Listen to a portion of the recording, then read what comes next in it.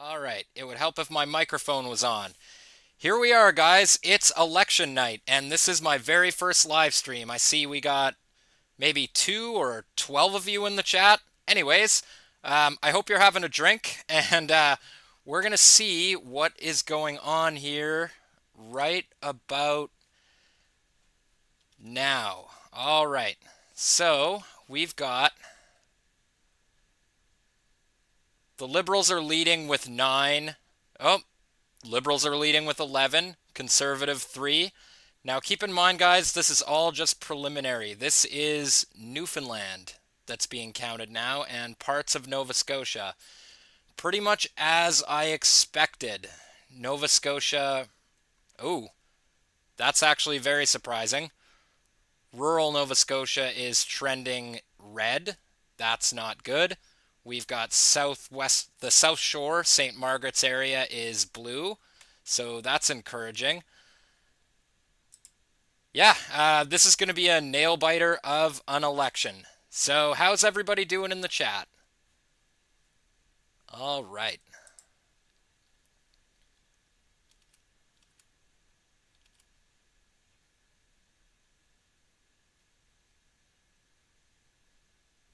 Now, let's see how this stacks up with the polls, shall we? All right. So, according to 338 Canada,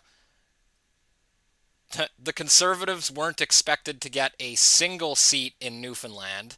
They were only expected to get 3 in Nova Scotia, none in Prince Edward Island, and it was supposed to be 6-4 in Newfoundland.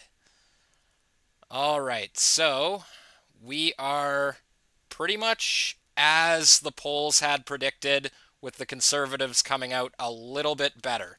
But keep in mind, guys, these are not actually official tallies. These are just leading. None of these have actually been officially called yet. All right. So, I think that this is the most consequential election of our entire lifetimes. Um, Everything we've seen over the last 10 years has been complete and total destruction for Canada. We've got tent cities popping up everywhere. We've got trade war with the United States. We've got, you know, fentanyl, opiates just completely ravaging our streets. And the Liberals seem to have succeeded in their strategy of putting somebody up who is going to continue Justin Trudeau's policies. And people seem to be buying it too. That's what I don't understand here, guys. It doesn't appear to be the blue wave that many were optimistic about, but the night is young. So, where's everybody watching from tonight?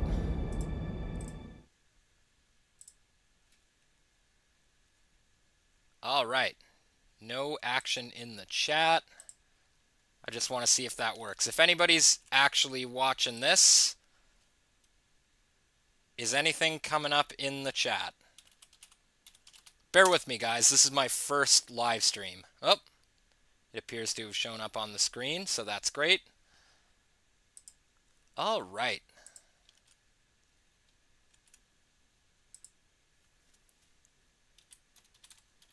Just pulling up something here I saw on X earlier.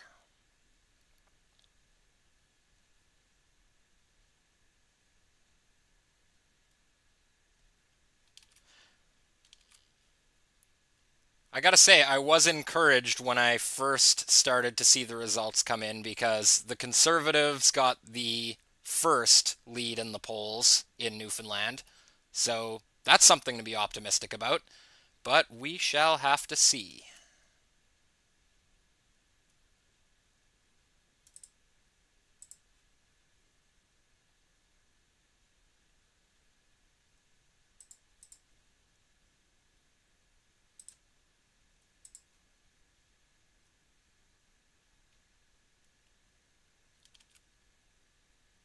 But speaking of the blue wave, guys, like, look at this. This was the scene outside of Pierre Poilievre's rally in Peterborough. Peterborough.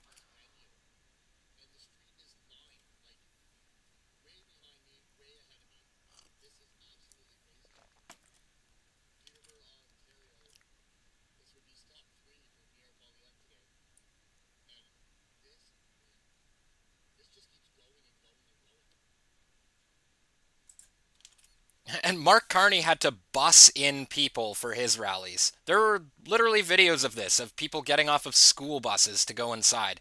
He had his own MPs dress up as steel workers.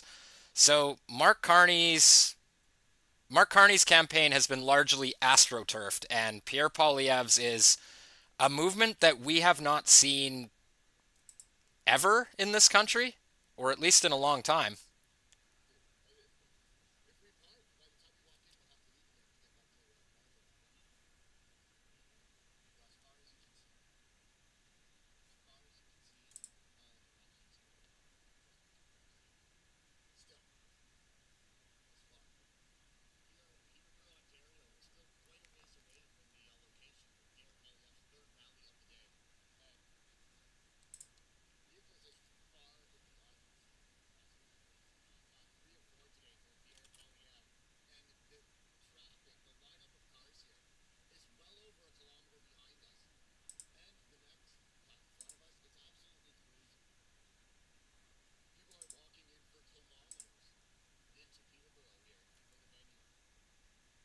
Yeah, and here's what I was talking about with the steel mill. So these are the shiny hats at the Algoma steel mill. Look at that, guys. That is. See if we can blow that up bigger for you. So there's Mark Carney's astroturfed movement. None of these guys. It's been alleged, anyways, that they had these people aren't actually workers of the steel mill, and that they're just, you know, paid actors, basically. Like, look at how shiny their hard hats are. Not a speck of dust on them. Yeah, Mark Carney's movement is completely astroturfed, and Pierre Poilievre's seems to be one of the most genuine things we've seen in this country in a long time. And, it's going to be really interesting what happens to the Conservative Party if Pierre Poilievre loses. I think that the conservative establishment will promptly blame him for everything, and I don't think we will see him be the opposition leader if Mark Carney succeeds in winning this election. I think the conservatives will boot him out, and we will have a lame duck establishment conservative like an Aaron O'Toole or something like that. Yeah, it'll set the resistance back quite a bit, I suspect. So what else we got here? Was it really a prime minister to a president chat or a Brookfield options holder to a New York landowner chat? Mark Carney and the PMO misled Canadians about his call with Donald Trump. Yeah, like this is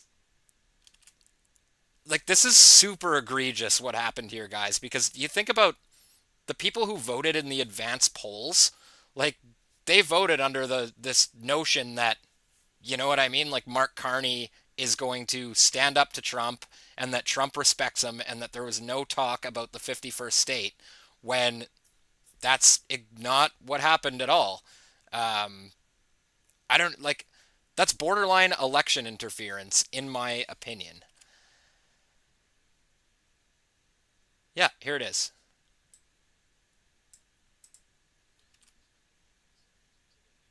His private and public comments. Sources are telling Radio Canada that Trump talked to Carney about Canada becoming the 51st state. That is something we did not hear from the Prime Minister's office after Trump and Carney spoke on March 28th. The president respected Canada's sovereignty today, both in his private and public comments.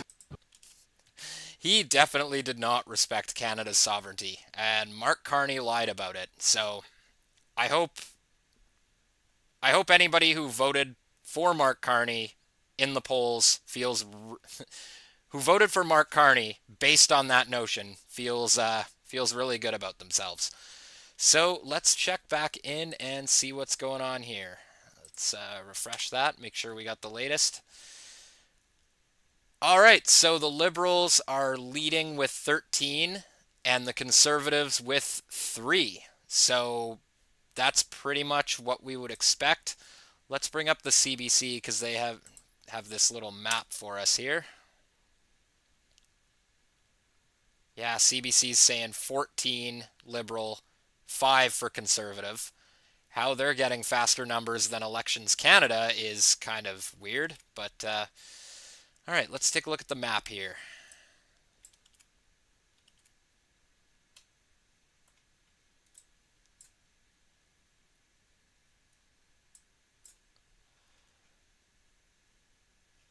All right, let's take a look at Halifax here.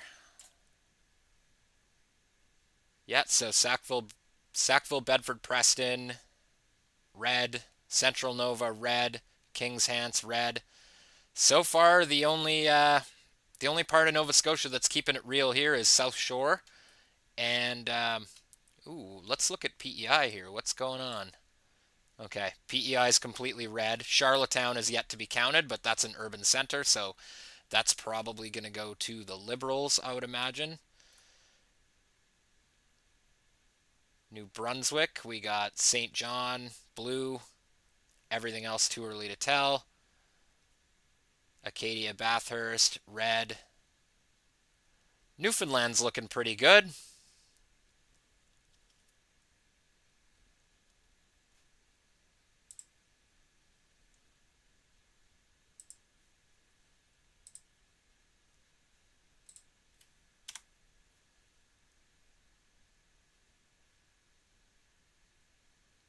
Yeah, according to Elections Canada official data, Conservatives are leading by 4, Liberal by 14.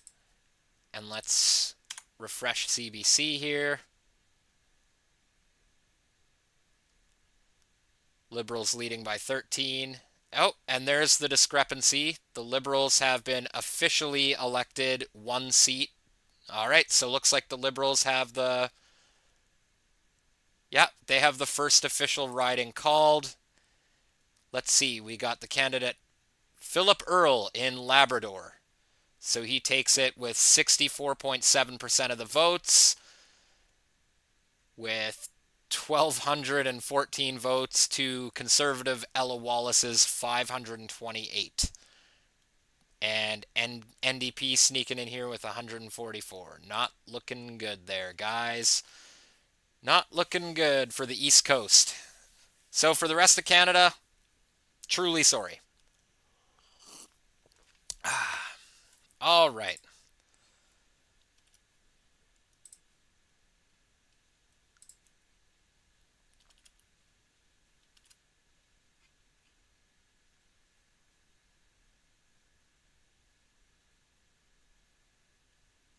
To Brantford Boomer putting this out on Twitter, a huge thank you to everyone working tirelessly to help Mark Carney save Canada. Special mention to Rosemary Barton and the rest of Canada's mainstream media. Elbows up.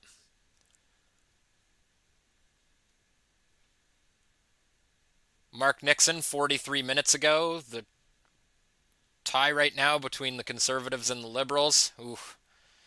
Yeah, I wish that had stayed true. Gov.exe is corrupt. CTV News just said Jagmeet Singh could lose his riding tonight.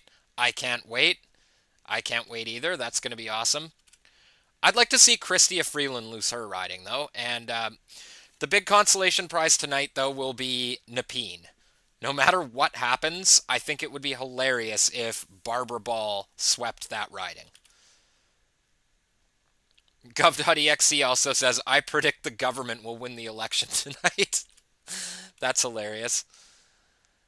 What's this? A CTV panelist said Alberta will have a serious issue if we end up with a Liberal majority, as Mark Carney has rejected all demanded from ONG sector. I agree. A Liberal majority will lead to Western separation.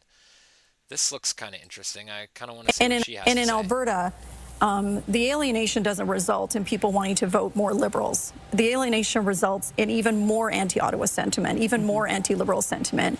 So it's a huge concern if we end up with a Liberal majority for Western Canada.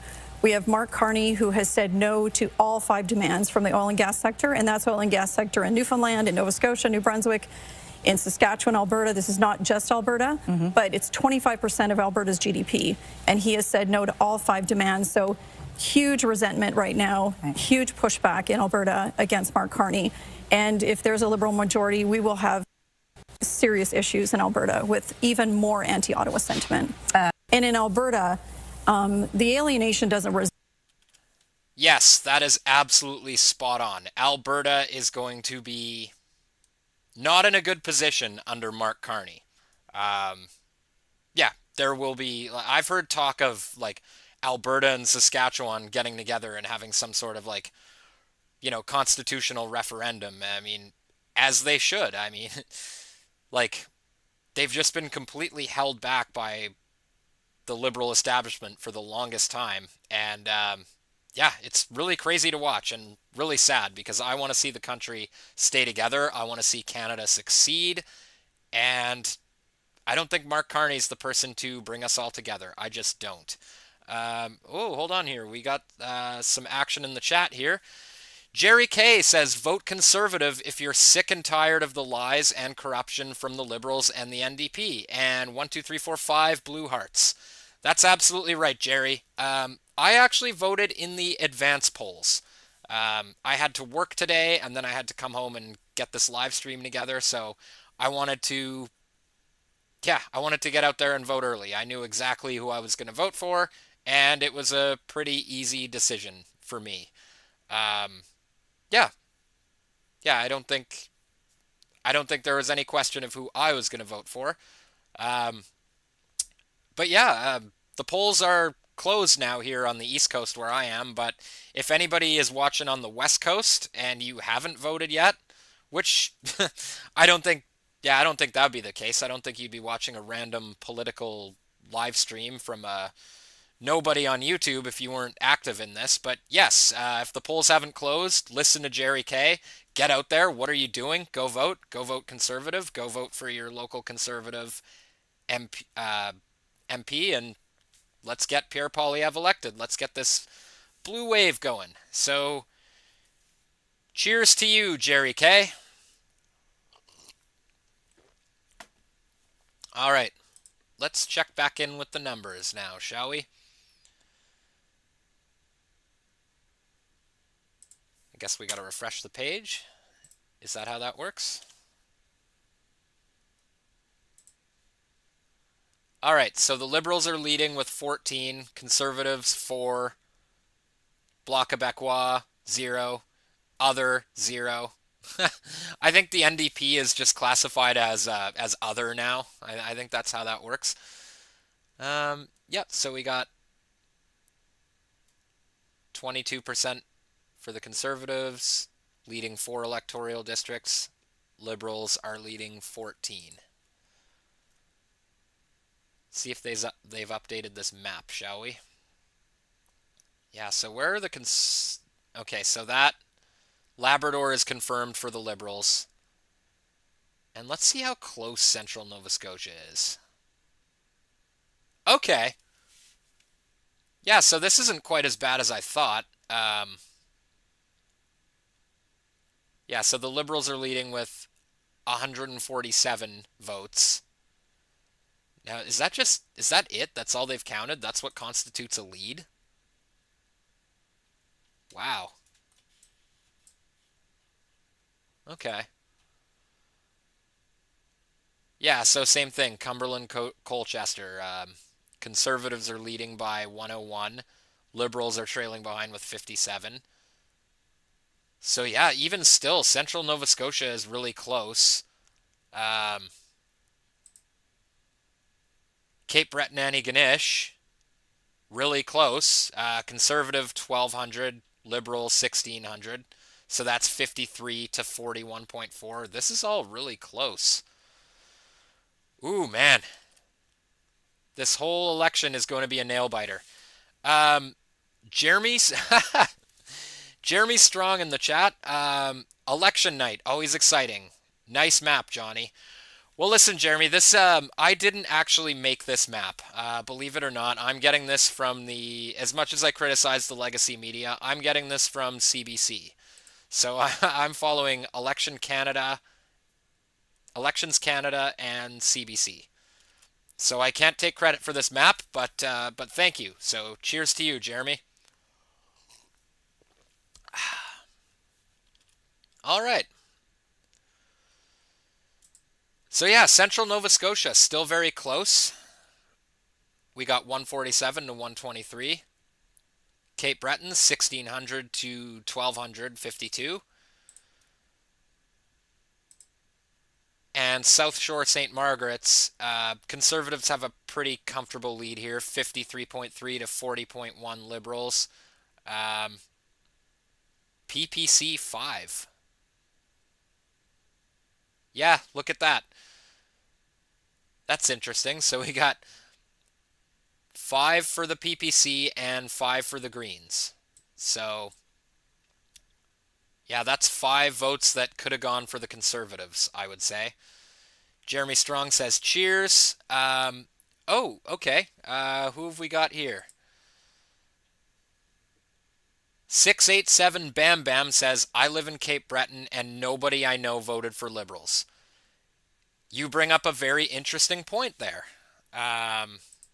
Yeah, I actually, I know a lot of people that are like supposedly elbows up. I don't entirely know why. They can't give me like a, if you try to like press them on it, if you present your ideas to them, if you point out all the things that are wrong with Mark Carney, they just sort of shut down. But yeah, I don't know anybody that's excited about Mark Carney. I know people that seem to have bought all the propaganda about Pierre Poilievre, and they, they're plugging their nose and voting for Carney for some reason. But yeah, I live in Cape Breton, and nobody I know voted for Liberals. That's a very good point. So cheers to you, 687 Bam Bam. Thanks for watching. Let's go check in with Cape Breton and see if they've updated anything.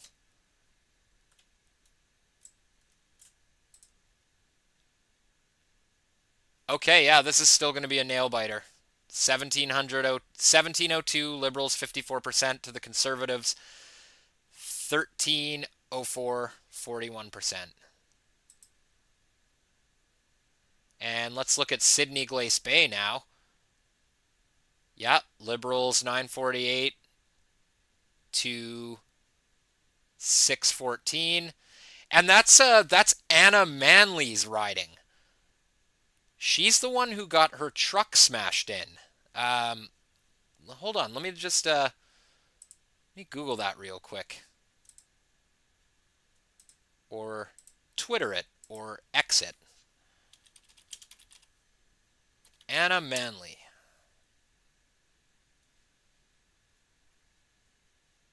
I know if I scroll here, I'm going to find it. Or maybe I have to search Anna Manley truck. Bear with me, guys. I'm doing a thing. Yeah, look at this. Look at this. So this is Anna Manley. She's running for Sydney, North Sydney. And look at this, guys. This is your tolerant Liberals for you. The Pleb put this out. Shout out to the Pleb. Leftists in Nova Scotia have vandalized the campaign truck of Conservative candidate Anna Manley. Look at that, guys.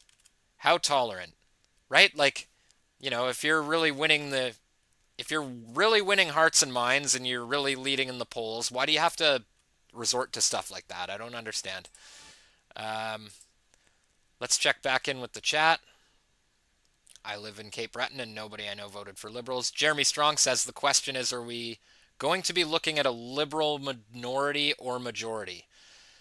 Okay, so you're thinking that you're thinking of Pierre Poilievre, blue wave is out of the question, are you, Jer? Well, if anything, it's going to be a Liberal minority. I'm going to lose a lot of faith in this country if we see a Liberal majority tonight. But I wouldn't rule out a Liberal minority. I don't think anybody's getting a majority tonight.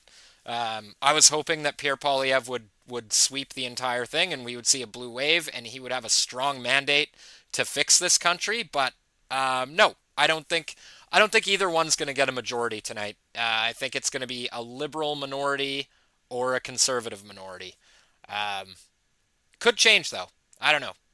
But I'm so far not very encouraged that anybody's going to be getting a majority government.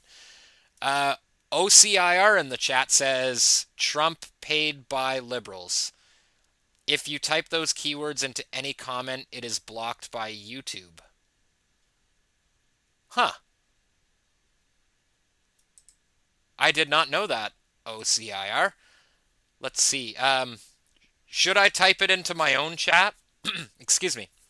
Should I type that into my own chat, or would that get my own stream popped from YouTube? Um, yeah, I don't know. I'm kind of superstitious. I almost don't want to do that. Let's see here. Trump paid by liberals. Maybe I'll get a pass, though, because you typed it. Oh, I suppose it would help if I spelled liberals correctly. What if I put it in capitals? Trump paid by liberals. All right, let's check the analytics. Still looking good. Um, well, cheers to you, OCIR. Jeremy Strong says, remember when you are waiting for votes to come in, the rural counties come earlier and primarily skew conservative. The urban vote comes in late and will be heavily liberal. Yes, that's absolutely correct. That's exactly why, Jeremy, I was saying that I wasn't encouraged by the numbers so far, because even the rural areas are leaning more liberal than I'd like to see, but they are really close. I don't know. I'm going to base my predictions on how tonight is going to go by how Halifax does, because that's going to be a pretty good sample, I think, for a lot of the other urban areas on the East Coast and into Ontario. OCIR says, I have tried it on 6 channels and it never goes through. Weird. Try typing it into my chat and see what happens. OCIR, maybe, I don't know, maybe like some of the channels that you're trying to type it into have moderation. Maybe certain keywords that the moderators don't want. I don't know. I tried it and it worked just fine. Jeremy Strong says, I don't see a blue wave. Yeah, man, I don't see it either. Not a majority. You never know, though. You never know. We'll see. I'm certainly hoping that the Conservatives manage to overtake the Liberals here. I don't think this country can take 4 years of Mark Carney. I really don't. So I'm going to try to be optimistic, but I tend to agree with you. I don't see a blue wave. OCIR says, I predict a Liberal majority. Dude, I hope you're wrong. OCIR says, I typed it in your chat and it did not go through. Very bizarre. I don't know. Did you see my... I typed it above, Trump paid by liberals. I don't know if... Can you guys see that?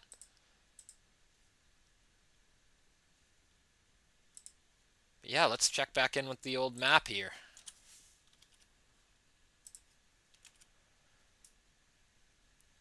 Oh, looks like another riding has been officially called for the Liberals, it looks like.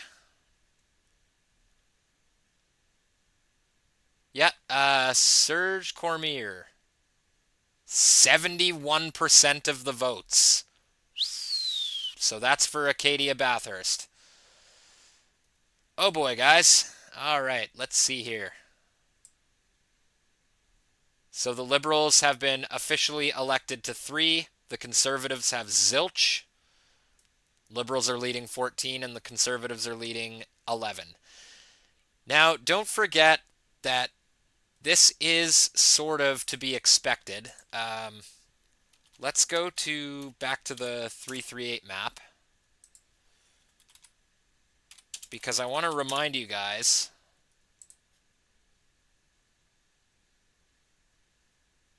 Oh, I got to verify that I'm a human being, apparently. That's fun. I was having some problems with this website earlier, actually. I'm sure 338 Canada can't really take the traffic today. So while that loads, maybe let's check back in with the chat.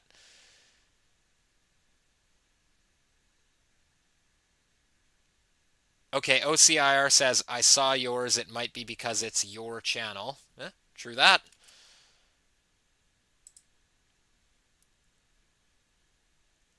I don't understand why 338 has taken so long.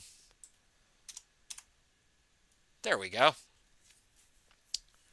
All right, yeah, so as I was saying, sorry guys, this is sort of to be expected though, what we're seeing in Atlantic Canada, because they're predicting that the polls were predicting that Newfoundland was going to get 7, Conservatives none, PEI 4, Conservatives none, Nova Scotia Liberals 8, Conservatives 3, New Brunswick Liberals 6, and Conservatives 4. So this is going to be quite the nail biter of an evening. I'm almost sorry that I decided to start so early, because this is going to be this is just going to be a slow burn, isn't it? So Central Newfoundland, let's see what we got here. Conservatives are still up by 61% to Liberals 36. Long Range Mountains, Conservatives 54 to 38.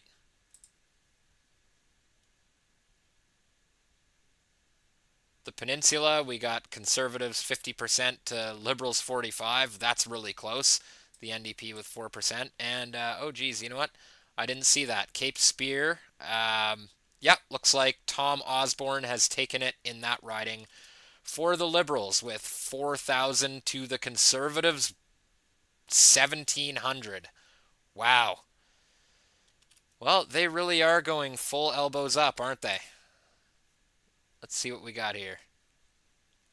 Kate Hartigan says, test, test.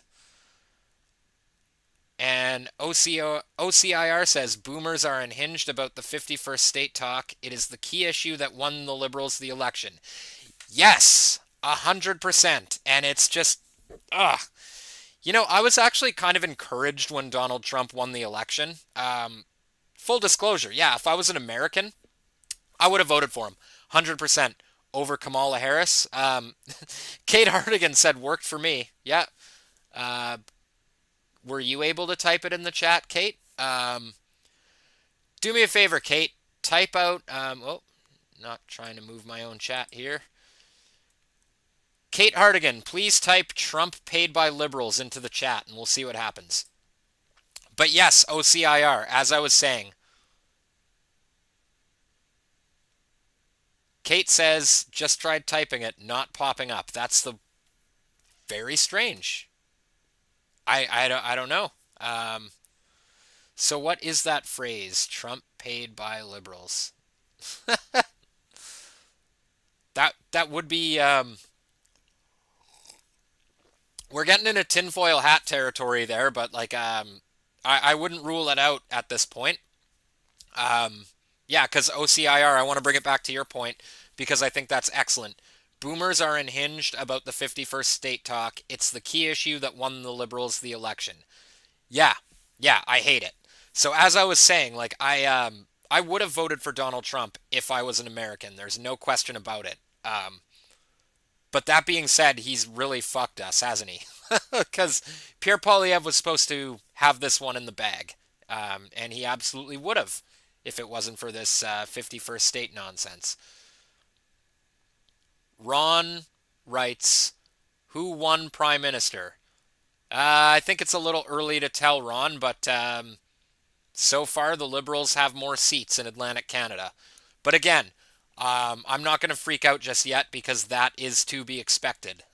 Atlantic Canada typically does go Liberal. Sorry, guys. Kate Hartigan says, already did, not coming up. OCIR says, I'm not seeing it, Kate. 687 Bam Bam says, I did it. Kate Hartigan says, I can see it on my end, but not the main chat. Weird.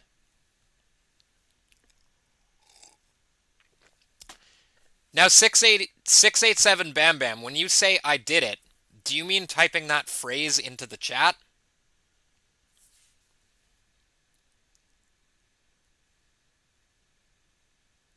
Yes, I see it on my chat, but not his. What the? Seriously, guys? Are you messing with me? Trump paid by liberals. Okay, well, I wrote lawbrals there. Let's try it again. Hold on. Trump paid by liberals.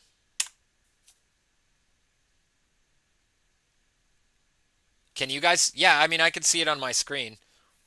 Ron says, okay, I'm American. If Canadian vote Liberal because of Trump, trolling Canadian shows you a lot. Yes, 100%, Ron. Yes, absolutely. I think we are too gullible up here. Um, so, Ron, I got to ask you something. Like, what would be the motivation behind this? Like, what is Donald Trump hoping to achieve by trolling Canada about the 51st state? Do you think he wants to deal with a liberal, or do you think he wants to deal with Pierre Poilievre? Um, I'm not trying to be confrontational. Like, I genuinely want your take on this as an American. I think it's cool that you're tuning into my show. OCIR says you are a channel owner. It might negate the block. Yeah, I suppose. Well, geez, if I'm saying the keywords and if I'm typing it into my chat, I hope that doesn't get me popped by the algorithm. Let's see.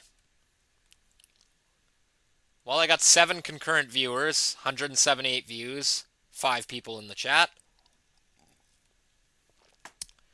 Not bad for my first live stream, actually. I'm quite happy you guys have all decided to tune in and watch the election with me tonight. Speaking of which, let's get back to it.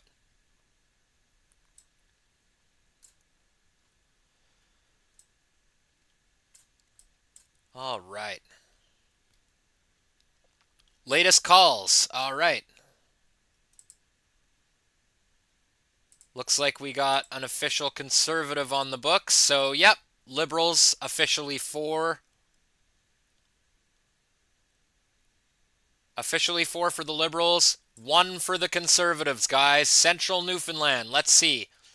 Clifford Small takes this one with 9,928 votes. That's 59.9% of the votes to only 6,270 for the Liberals. All right, we got our first one on the map. And that's really encouraging to me because, according to the polls, the Conservatives weren't supposed to get a single seat in Newfoundland. So that's encouraging. Okay, Ron says he was trolling the last prime minister and media took it seriously. Yeah, no, I agree with that, Ron. But it's not only the media taking it seriously too. The Liberal Party took it seriously and they ran with it, man. Like they ran with it big time. And I almost think that they sort of I think they sort of tricked Pierre Poilievre into taking like the tough on Trump position when he should have been like, no, this is stupid. I want to negotiate with Trump. But like the media and the liberal establishment, like they created this sort of this situation where any suggestion that like negotiating with Trump is like capitulation, if that makes any sort of sense. So I think that's what happened there. Um, OCIR says nobody in politics really took it seriously. Really took it seriously. The issue, Ron, the issue is the media pretended it was serious and it upended the election. Jeremy Strong says, nice to watch with you, John. Oh, it's nice to watch with you too, Jeremy. Kate Hardigan says, I agree with OCR. Yeah. Yeah, no, I agree with that in that, like, nobody in politics really took it seriously, but they pretended to, and the Canadian public ate it right up. So I agree with you there, but, like, they definitely, along with the media, they did give it the appearance that the politicians took it seriously. So that's my take on that. But yeah, I agree with you both. All right, let's check back in with the map.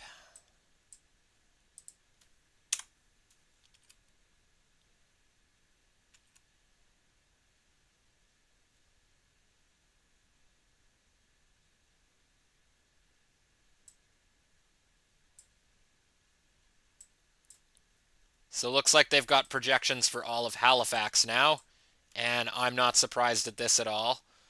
So Halifax West, let's see how this is. Ooh, that's not good. Yeah. Lena Metledge 1,400 to Rob Batherson only 533. So that's 68.2 to 24.6. God damn. Yeah, Halifax West is going to go red. But we knew that. All of Halifax is going to go. Greater Halifax, like downtown. Let's see what's going on here. Yep, 58.8% for the Liberals, 22.5% for the Conservatives, and 16.2% for the NDP. That might be the NDP's highest numbers in the entire province.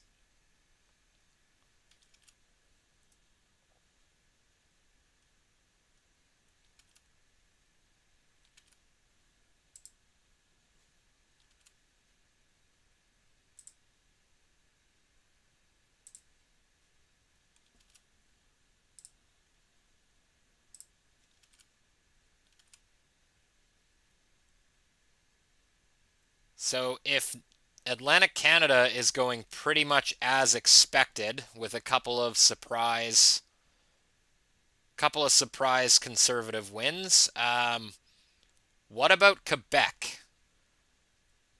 Because this is really interesting. The Liberals are projected to be quite ahead in Quebec, and the Bloc Québécois has been knocked to dead last, which is not what we expected. You'd expect the Bloc Québécois to do a lot better. So do you think the Bloc's going to make a comeback here? Ron says, sad that people vote on feelings and not issues like immigration in America and Canada. Never understand why elected officials put immigrants over citizens. Um, cheap labor. Cheap labor, Ron. That's the answer. Um, yep. I'm going to go with cheap labor on that one.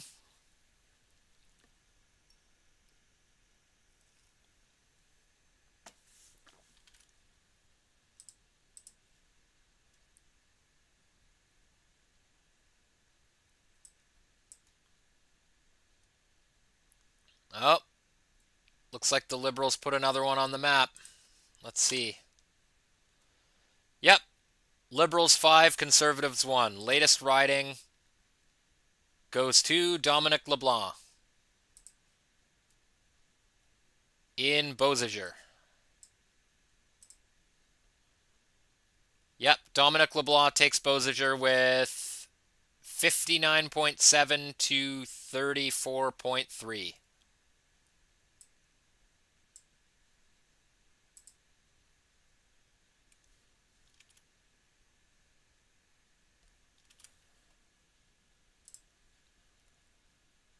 I think I'm going to...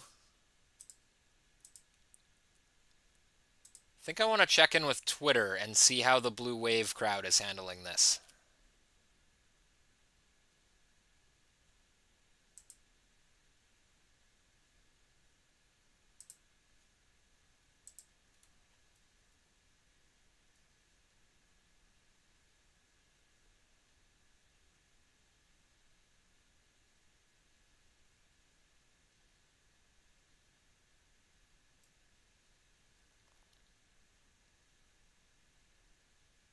Gov.exe is corrupt says CTV News just said the Conservatives are outperforming their polling projections.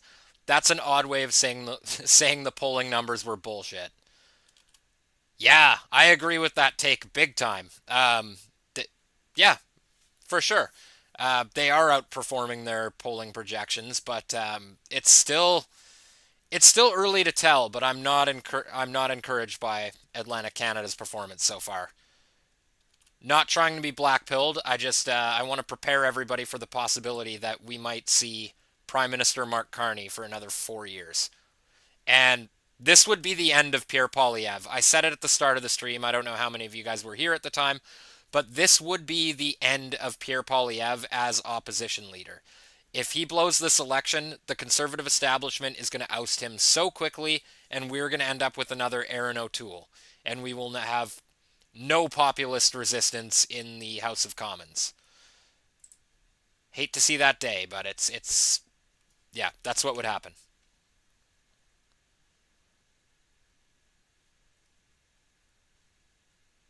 All right, Twitter isn't very active right now. Everybody's watching the election. All right.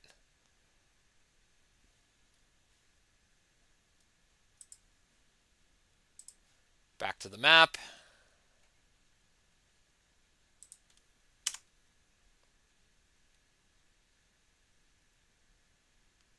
See if any new ridings have popped up. Yep, here we go. So we're making our way west here.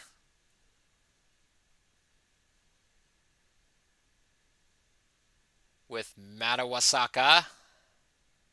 Conservatives 50.4% to the Liberals 43.3%, NDP 3.7%, and the PPC 2.5%.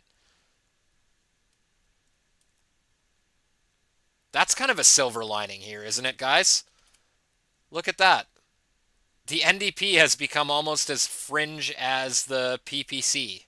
That is hilarious. I never thought I'd see the day where the PPC in some ridings is trailing the NDP, but here we are. All right. What do we got here? Tobique. Ah, man, I'm sorry to everybody in New Brunswick, but I'm butchering these names. We got Tobique here with 2,100 votes, 62.3% of the votes for the Conservatives. To the Liberals, 1,111, 32.7%. Nice. Yeah, we have quite a few areas of rural New Brunswick where the Conservatives have a very comfortable lead. Same with Nova Scotia. Look at that. Central Nova just flipped. Central Nova has since flipped for the Conservatives. It's very close though, guys, but can you see this on the screen here? 47.7% to 45.7%. This is encouraging. Wow. Look at that map. Let's hope it stays that way. I'd like to remind you, comparing it to the polls, the Conservatives were only supposed to get 3 of these ridings according to the polls, and they're leading in 4. So we'll see. We shall see.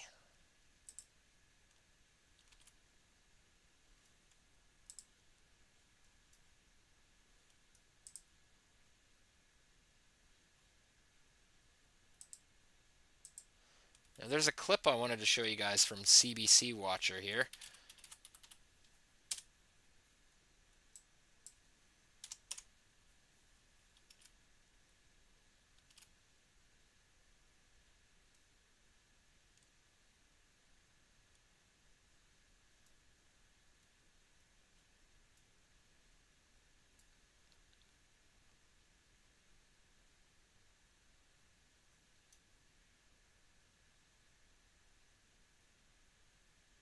Oh yeah, this is good. This is really good. Check this out, guys. Ryan Garrettson writes, CBC's Rosemary Barton protecting Carney's platform from the fact that is almost certainly just like Trudeau's. Defund the CBC. For some people, Mark Carney does embody change, right? Not for everyone. Some people don't buy it, but for some people he does. And the rabbit that the Liberal campaign's been trying to pull out of the hat is exactly that. To say to at least a portion of the pro-change voters, this is change. I don't think that's very credible. Same team. The platform was a Trudeau platform. It's the same. That's not true. It was a Carney platform. It was not written for Justin Trudeau. That is simply not true. Listen, this is a matter of, is that an objective CBC fact check statement? I think Yes. Subjectively, Yes. what I will say is... You can say it subjectively, but objectively it is accurate to say that it reads to me like a Trudeau platform. Well, that's fine. It can read that way, but that is not... I don't know. I guess it reads to the CBC differently, but it reads to me like a Trudeau platform, which is got interventionist, Yes. more spending, implicitly higher taxes, not addressing the fundamental issues around productivity or competitiveness, the flight of capital, the flight of investment, the decline in per capita GDP. These are the underlying issues in affordability, and I'm just saying, I think there is a tension in what's left of a swing electorate around that. That's fine. But What is going on here? Is she a journalist or somebody on Carney's campaign? It's so weird to see them that defensive. Very, very strange. point was, because there was a conservative talking point emerging, that this platform had been written for Justin Trudeau. That is not true. Well, it reads to me like it was. You can read it that way, but it was not written for Mr. Trudeau. It was not. You could read it that way, but it is not written for Mr. Trudeau. Okay, but it's like it's the exact same platform though. So OCIR says shameful. Yeah, indeed. Ron writes, imagine if media was honest and not biased. Yeah, that would be wonderful, wouldn't it? Trouble with that though is I truly believe that most media is biased though in its own way. We like to pretend that it's not. Like even my show, like I'm not pretending that I'm impartial here. Like I want to see Mark Carney lose, and I want to see Pierre Poilievre get elected. I don't know how like a truly unbiased. Can anybody in the chat know of any like news organizations that you could truly say are just like objective and unbiased? I almost think it's just like human nature at this point, but yeah, no, like especially like publicly funded organizations definitely shouldn't engage in this sort of behavior, let's say.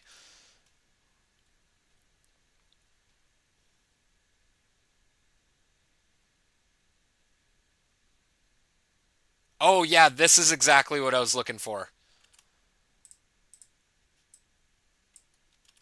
All right, so if you guys are familiar with Pierre Poilievre's writing, oh, just one second. Ron says, I watch all media and research myself. Wish others would. Yeah, here, here. I consume, same here, man. I consume everything from, like, far left stuff, like the Young Turks, to Alex Jones on the other side. Like, I watch everything, and I form my own conclusions. Yeah, that's a very good take, Ron. I watch all media and research myself. Wish others would. Yes. Yeah, we would all be in a much better spot. People would be a lot more informed if that's what people did. So, cheers to you. Very good point. Before I get into this clip here about Pierre Poilievre's writing, I want to check back in with the polls. Or with the results. I just want to make sure I didn't miss anything. Oh, bam! Look at that. Everybody see that beautiful refresh there. So what do we got here? So the Liberals have been elected to 8, and the Conservatives are catching up with 3. So Atlantic Canada is indeed doing a little bit better than the polls projected. We're not out of the woods yet, but that was cool to see. So let's see. Tobique, sorry guys. So Richard Bragdon for the Conservatives looks like he's taking this one at 62.4%, beating out the Liberals' Julian Moulton by 31.9%. Nice. Nicely done. And over to Central Newfoundland, which I'll remind you guys, the polls said the Conservatives would not get 1 seat. We've got Clifford Small taking Central Newfoundland for 58.3 to the Liberals 39.4. And let's check out the Long Range Mountains. Not even close. Carol Ansley takes it with 53.8 to Liberals' Don Bradshaw, losing by 38.9. Sorry, Don Bradshaw. Better luck next time, dude. Let's see here.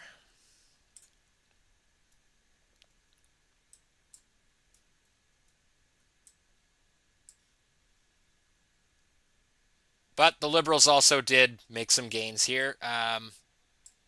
Looks like it's all in Halifax. Big deal. I predicted that. We all knew that was coming. So let's see how badly the Conservatives lost in Dartmouth Cole Harbour. Yeah, Darren Fisher takes Dartmouth Cole Harbour with 58.8%.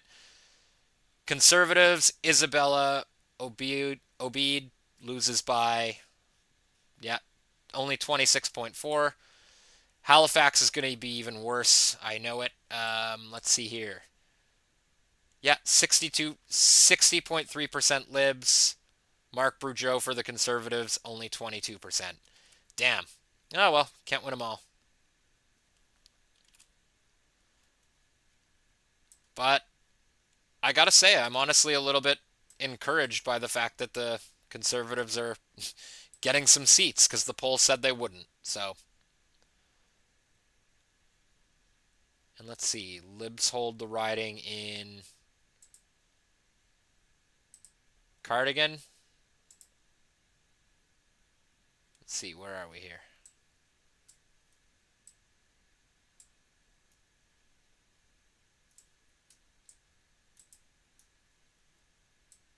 Beausejour knew about that. Okay, yeah, so they've officially got Eastern PEI with 62.5% to the Conservatives 32.9. Damn. All right, so I really wanted to show you guys this clip while we wait. So, if anybody's familiar with Pierre Poilievre's riding, the Carleton riding, they have like 90 different names on the ballot. I almost made a video about it. I remember there was something else I wanted to cover, and when I came across the story, I honestly thought it was fake. To your point, Ron, I watch all media and research myself, wish others would. That's a really good point because that's a good segue into this actually. Because when I make my show, I come across a lot of like bunk information, like things that aren't true. And I actually thought this ballot out of Pierre Poilievre's riding was fake because it's that cartoonishly ridiculous. Like imagine a ballot that just like you have to fold up like 32 times. So watch this, guys. This is crazy. His wife Anna earlier, casting their ballots in the riding of Carleton, where Poilievre is running, here in the Ottawa region as well. This is a riding that's been targeted by this longest ballot campaign. It's a movement pushing for electoral reform by adding as many names as possible to the ballots. So in Poilievre's riding, there are 90 other candidates on the ballot. You can see just how long that is. So we saw when Poilievre and his wife were casting their ballots, poll workers were showing them and other voters how to cast this ballot, how to fold it up because it's so long. So you're actually supposed to fold it up into a square given the length of that page. Elections Canada. That's so absurd, guys. Look at that. Will start. And you know what? I'm actually, no, I'm a fan of electoral reform. I think it's a good idea. I would like to see more smaller independent parties on the ballot. That's all fine. But I think it's hilarious. Don't you guys think it's hilarious that it's just Pierre Poilievre's riding that you have this cartoonishly large ballot that just seems to be there to confuse voters? Let me know what you think. Start counting advance ballots extra early here. They have special permission to do that. They're going to start 6 hours before his wife Anna. So yeah, they're going to start counting that riding 6 hours earlier because they're going to need to deal with those ridiculous ballots. Let's check in with the chat here. Kate Hardigan says, I wonder if NDP will even have official party status when this is done.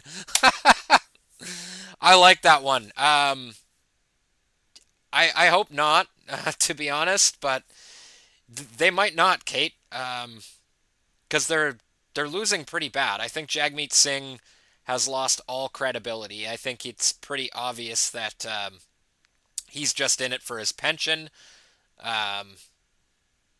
Yeah, I don't know. That's a very good question. He's just in it for his pension, and, you know, we could have had an election by now, by the way. Pierre Poilievre should have been able to call a non-confidence motion multiple times last year, and this should have been done by now. He could have been our prime minister. We could have had the election against Justin Trudeau that we deserved.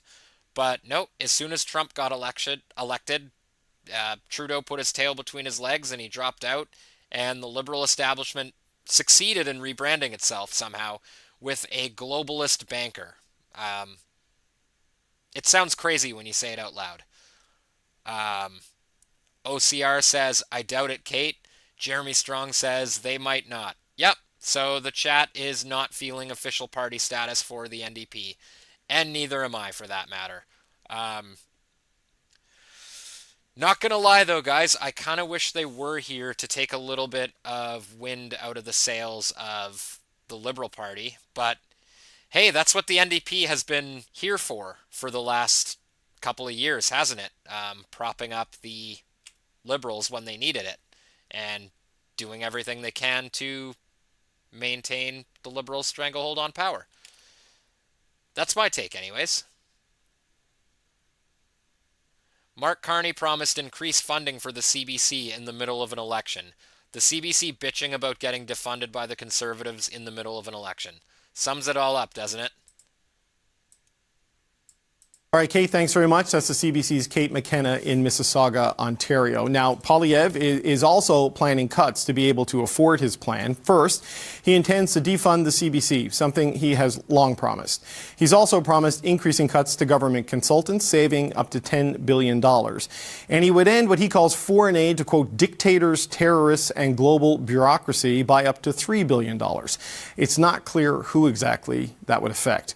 Now, we did request a spokesperson or a candidate from the Conservative Party to talk about their platform, but nobody was made available. All right, Kate, thanks. That is a lot of money that this country could use.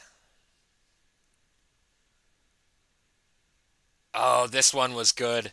Leader of the Bloc Québécois calls out Carney's lies about his call with Trump. OCIR, is that you? I think this is what, was it you who was talking about this earlier? Seems more and more to have been a stunt. He wanted to make a statement. I am Mark Carney. I'm the best of them all. I'm a great negotiator. I have managed crisis in the past. I would change the world. Trust me. And it appears that it never happened. That the call was not what has been described afterwards. That there was no agreement, no support for Canada's sovereignty, no beginning for a deal, just the show of a man who wanted to pretend something which appears today not to be true. I believe many people in Canada and in Quebec will say, what the hell is that? And if that is not true, what else is not true? Seems more and more to have been a stunt. If that is not true, then what else is not true? Man, he says it all there, doesn't he? And yeah, like, this whole 51st state thing really is the reason why we are in this mess to begin with. It's really mind-blowing that people have fallen for this. All right, so let's check back in with the map here. All right, so the Liberals have been elected to 11, and the Conservatives have been elected to 5. Whoa! Sorry, guys. Did I see that correctly? The Conservatives hold the riding of St. John. Damn. There we go. 61.1 to 32.9.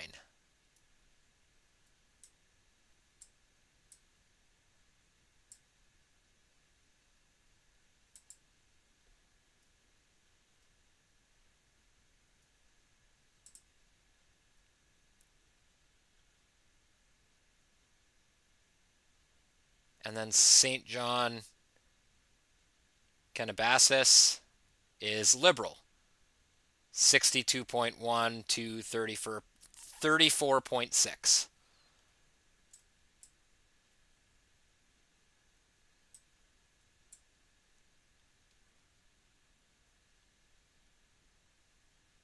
So the Liberals hold Moncton.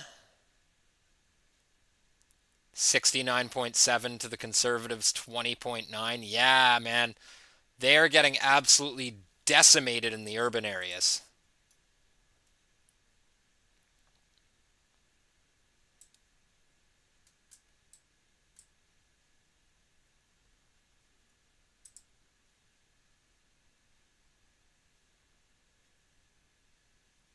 So what time is it now? It's 9:51 Atlantic time. Sorry. Yeah, 9:51 Atlantic time. So let's see. That is 8:51 in Quebec. So we're going to start getting some real results from the center of the country in the next hour or two. So I think by the time this, like, based on these numbers here that we're seeing out of Atlantic Canada, I think we're going to have a pretty good picture of this thing before we start counting Manitoba. I think like, based on how the East Coast and Central Canada does, I think we're pretty much going to be able to predict this thing before midnight. What do you guys think?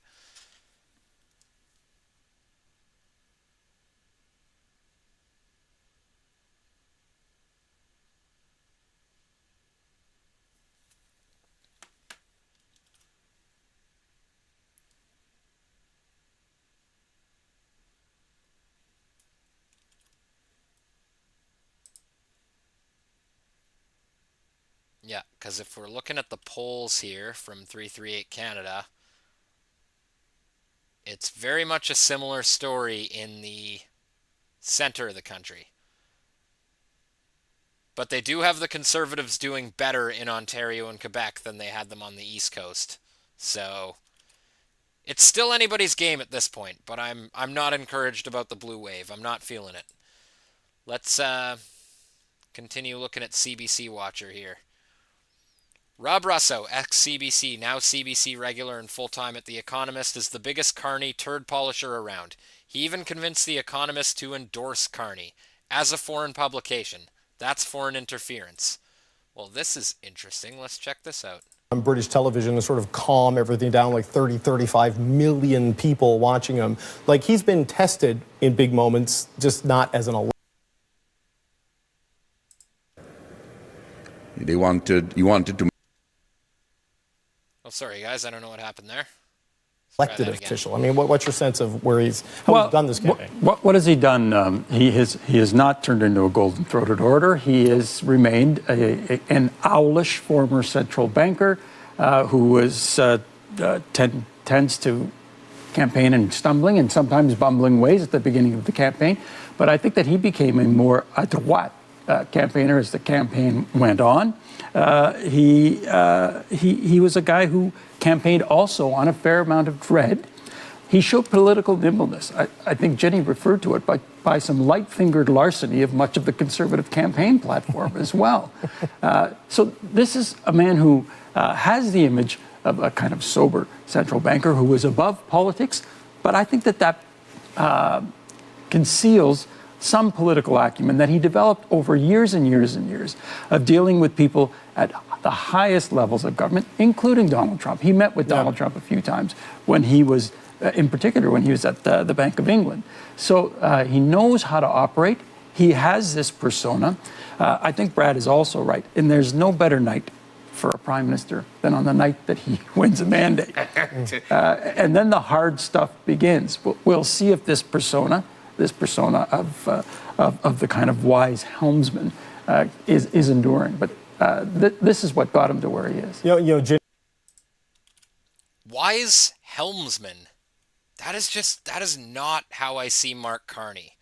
I see somebody who contradicts himself repeatedly, fumbles for words, and just has really bad economic policies, and gaslights quite a bit too. Am I getting everything correct about him? I think he does all of those things and more. I wouldn't really call him a helmsman. Yeah, that's a very strange word to use for Mark Carney.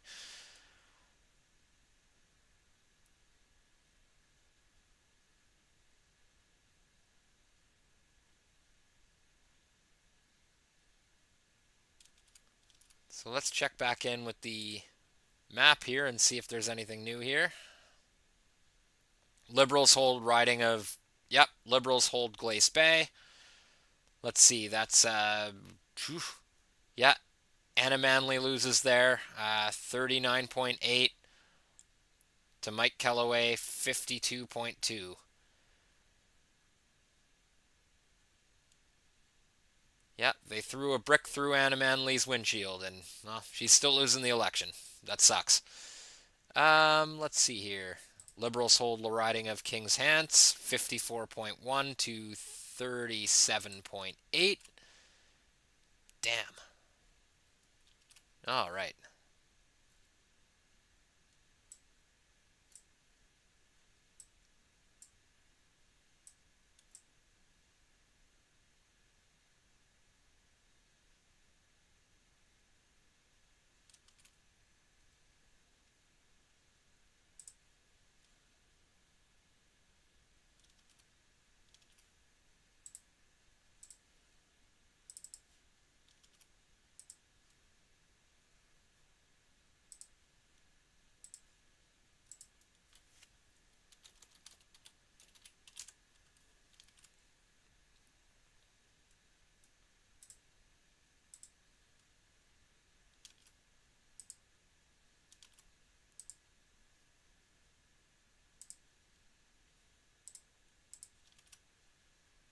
So let's see the Election Canada results here.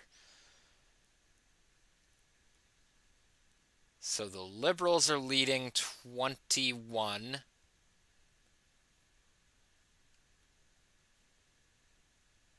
And the Conservatives are leading 11.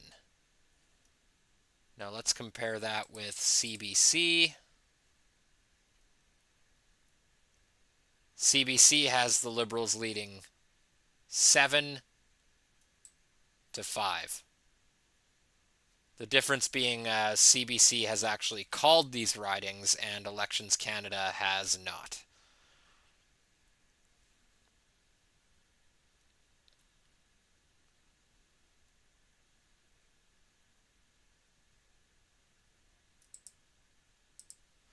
All right.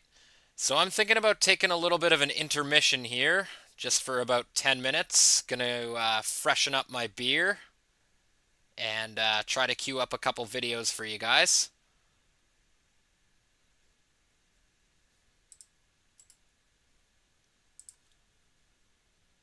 So I will be back in just a few minutes.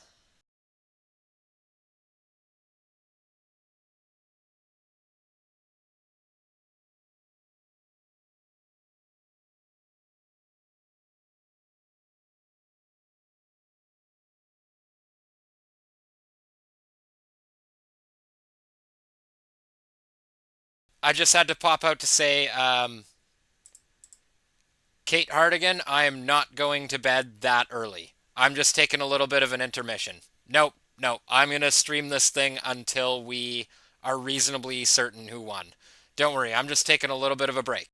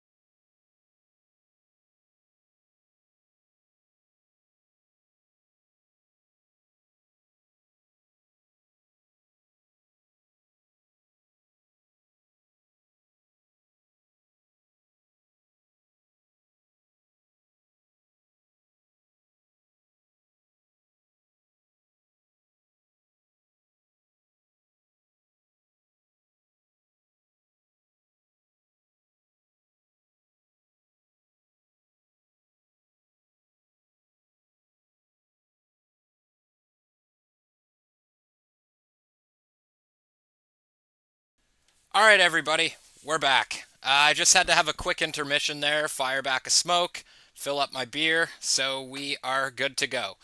Yeah, so we are right in the middle of an election. I think it's the most important election in my lifetime, possibly Canadian history, when you look at how badly our country has sort of circled the drain in the last 10 years, but really since COVID. The agenda has been has been on full tilt, hasn't it?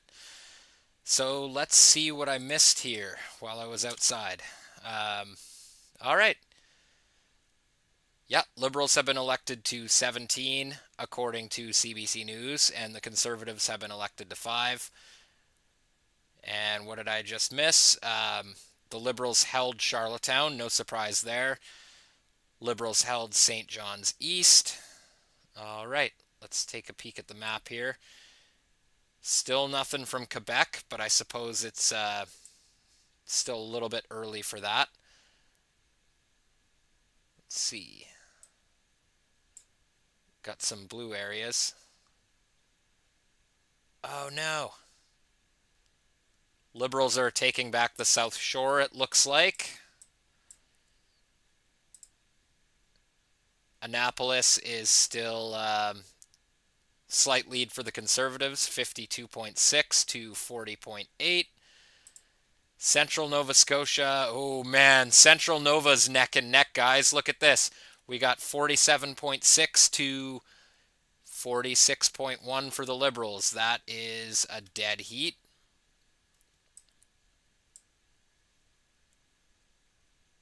Rural New Brunswick looking based. Let's see, Miramichi. Conservatives have a slight lead with 50.6 to 43.5. Yeah, these numbers on the East Coast are going to be moving quickly here in the next little bit as they are all getting counted. Let's check back in with the chat, see what's up. Kate Hardigan says, pre-COVID, I was a Liberal or NDP voter every time. Trudeau really dropped the ball on my old views. So far right now, I don't think I'm ever coming back. Yes! 100%, Kate. Sorry, I didn't mean to get the intermission screen there. Sorry about the random music that probably popped up on your end. Yeah, pre-COVID, I was Liberal or NDP voter every time. Trudeau really dropped the ball on my old views. So far right now, I don't think I'm ever coming back. Yeah, me neither. Which is kind of crazy because I still very much consider myself like a liberal. And when I say that, I mean like small L liberal, like 90s liberal, like what it used to mean to be a liberal. Classical liberal, as you would say, or like libertarian, you know what I mean? Like I believe in, like the government does have some purpose in helping people, for sure. But like, I guess it all started with wokeness for me. What I mean by that is like, like cancel culture and just everything that's gone on. Like it started like the culture wars, basically. OCIR says only one big right-wing YouTuber is willing to call out Trump for doing this to us. I was NDP voter until Jagmeet took over. Yeah, yeah, like when I first turned 18, like I'm trying to think about when that was. Yeah, like back in the Harper years, like I would have been an NDP guy too. And I was too young to vote then, but I was a huge fan of Jack Layton. I don't think Jack. Do you guys think Jack Layton would have been all in on wokeness, or do you think he would have been more reasonable? I don't think. I think Jack Layton would be rolling over in his grave if he saw what the NDP and like even the Liberals have become today. But yeah, you say only one big right-wing YouTuber is willing to call out Trump for doing this to us. Which one's that? I'm genuinely curious to know who that is.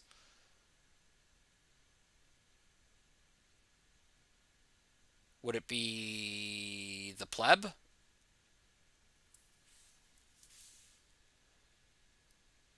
But yeah, Kate, I don't think I'm ever coming back either.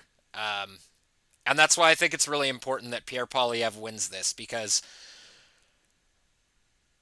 I think that if the Liberals get a minority government, like there's still going to be some room for opposition in the House of Commons, but I think that I've said it earlier on the stream, but I'll reiterate that I think that if Mark Carney gets a minority government, I think Pierre Poilievre might be ousted by his own party, and they're going to get somebody who's not going to be as effective at opposition.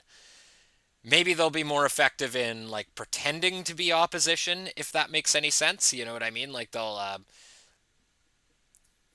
pay lip service to having the opposing view, but really they'll just try to cooperate with the government and get stuff done, which will really just enable Mark Carney. OCIR says Moose on the Loose. Yes, that's a great channel. I love Moose on the Loose. Moose on the Loose, Clyde Do Something, Northern Perspective, The Pleb, Elevate Podcast. These are all great content creators. And I'm very humbled that you guys are watching me tonight instead of them. I think that's cool. But yeah, no, I'm like a great value version of those guys, or like I want to say like a Timu version of that, but I don't condone Chinese slavery like Mark Carney. So I won't say Timu. Let's say great value. But they use slave labor too. So let's check back in with the map. Anything new?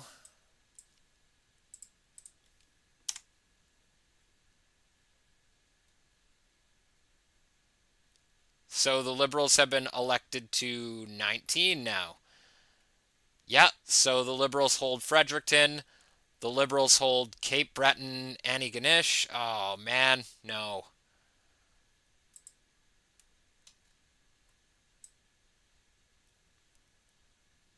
Yeah, Jamie Batiste with 50.9 to Alan McMaster's 43.6.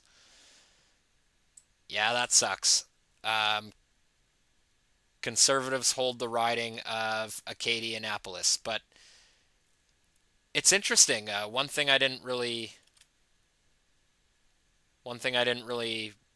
pay attention to is who's holding the ridings.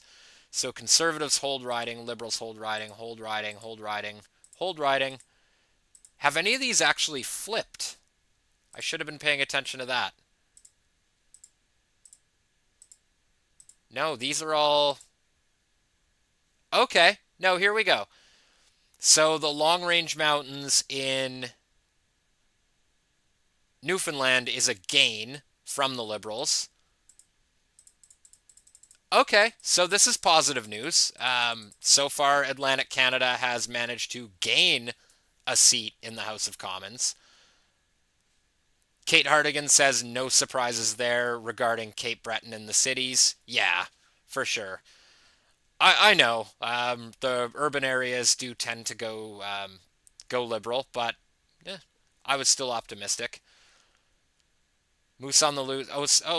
Yeah, sorry. Back OCIR. Back to what you were saying. Moose on the Loose. Absolutely. None of them are willing to call out Trump. Yeah, absolutely. Juno News is in cope mode. Huh.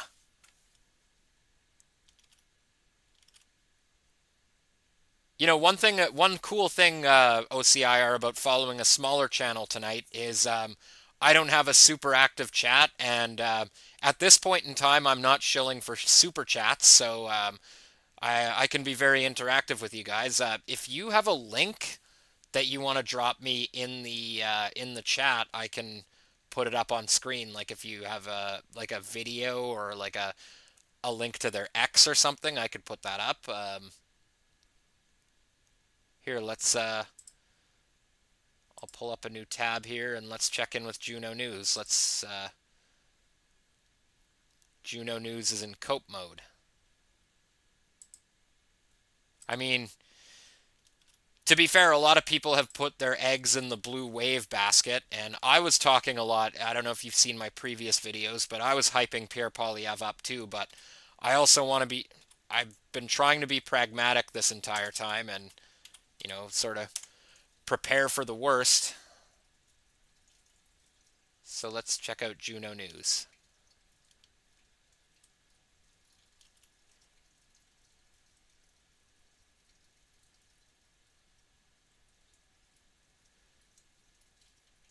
Okay, Conservative candidate Clifford Small celebrates his win in central Newfoundland and predicts a major Conservative breakthrough in Atlantic Canada.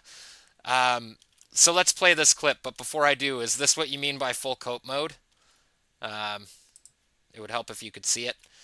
Here we go. Conservative candidate Clifford Small celebrates his win in central Newfoundland and predicts a major Conservative breakthrough in Atlantic Canada. How do you feel about your win here tonight? Okay, well, I feel great. I feel very happy for the people of the riding of central Newfoundland and for the people behind me who made this possible. It's their victory. It's a victory for central Newfoundland riding and a victory for Newfoundland Labrador. What were you hearing from people at the doors? What were the big issues for people who came out and voted for you today? At the doors, cost of living was number one. Crime, it really, at the doors, things haven't changed since the way they were in December. So it's no surprise to me. We soldiered on, we worked hard, we knew the support was there. The people have spoken, and I thank them very, very much for the support that they've given me here in the riding of central Newfoundland.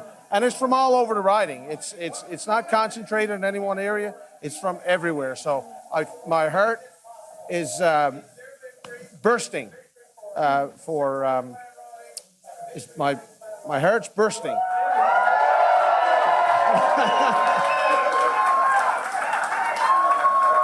It's a very humbling victory, and I'd like to thank the people again. I can't thank them enough, and my volunteers. And what are you looking forward to about your second term in Ottawa?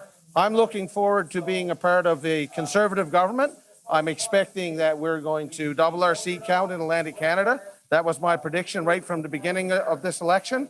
I predicted 3 or 4 here in this province. I'm predicting 16 to 18 in Atlantic Canada. The blue wave has started, I think.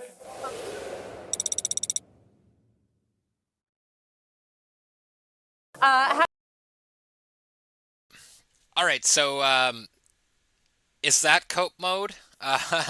He is predicting the blue wave in Atlantic Canada. Now I realize that's Clifford Small and not Juno News, but it's interesting you said cope mode, and it brings me there. Yeah, I don't know about blue wave in Atlantic Canada. Again, guys, I want to be optimistic. I really do. But I'm just not seeing the blue wave out here. Because again, these are all these aren't gains. These are all just held ridings, right? So latest calls. Let's see what we got here.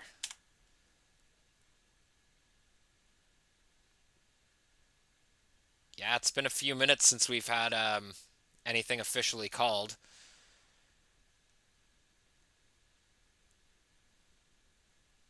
So the Conservatives have been elected to 6, the Liberals 19. I don't know if that's what you would call a blue wave. Let's see. OCIR says Juno is true north. OCIR, it's like the end of the Patriot when the Americans break through the Brit lines. You dream, General. You know what, man? I've never actually seen The Patriot. Maybe I should. I don't watch a lot of movies lately. All right, let's see what we got here.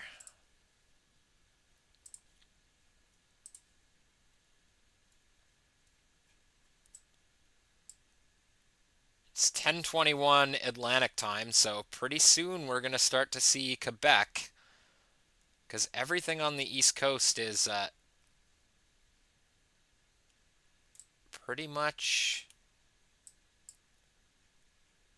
There is no gray here,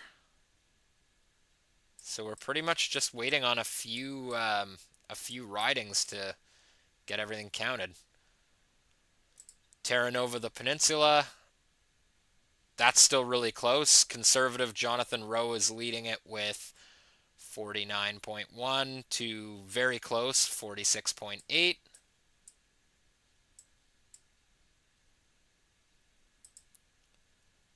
South Shore St. Margaret's is still very close. That hasn't moved in a minute. Central Nova, Cumberland Colchester.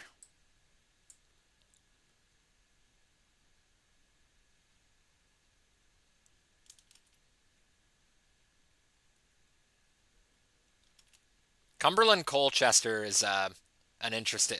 I really hope they don't flip red. I don't know if you guys are familiar with Nova Scotian politics, but at the provincial level, um, Cumberland County has Elizabeth Smith McCrossin.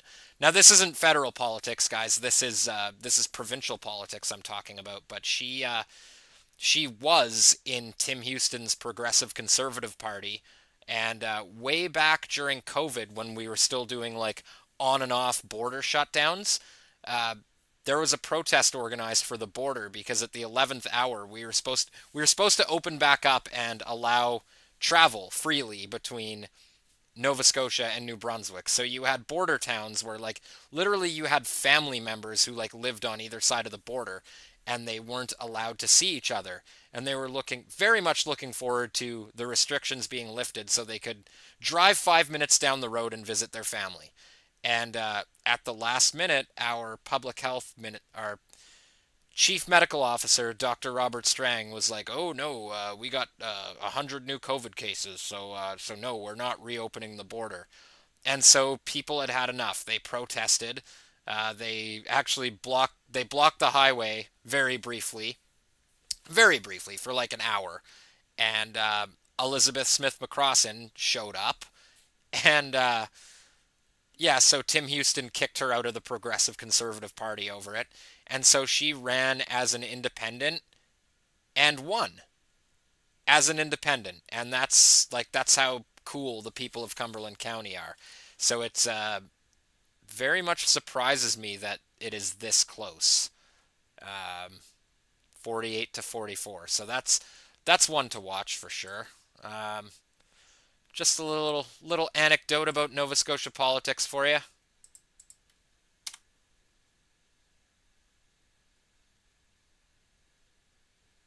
Yeah, so these really haven't moved.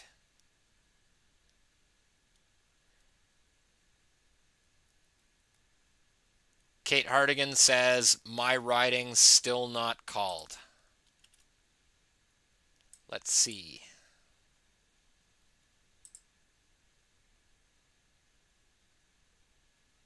Yep. It hasn't moved at all, has it, Kate?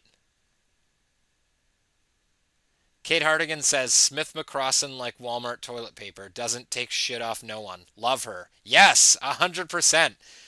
Yeah, man, like I just love how she got kicked out of the Progressive Conservative Party, and she won by a landslide, if I'm not mistaken. Let's see if we can pull that up here.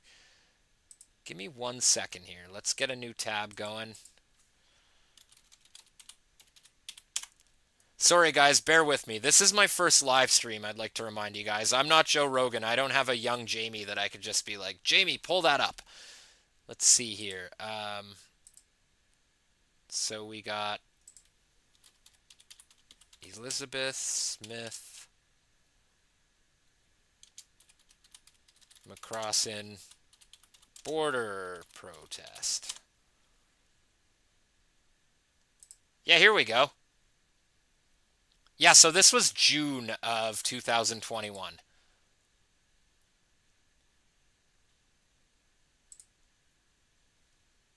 It's so stupid. There shouldn't have even have been COVID restrictions at that point. Like we had at that point in time, like anybody who was older or like immunocompromised that wanted the goddamn vaccine could have had access to it by that point. Like there should have been no reason to meddle in people's lives like this. The politics behind the expulsion of Elizabeth Smith McCrossin. PC Party wants to retain its progressive image. Like, what does that even mean? Progressive image. So separating families from each other and totalitarian measures are progressive now? Yeah, so this is what you mean, Kate, when you say you're never going back to the Liberals or the NDP, if that's what being progressive is. And look, guys, she even met you halfway. She's got a mask around her chin. Come on. NSMLA Elizabeth Smith McCrossin was kicked out of the Tory caucus after leading the charge for a border blockade on Highway 104.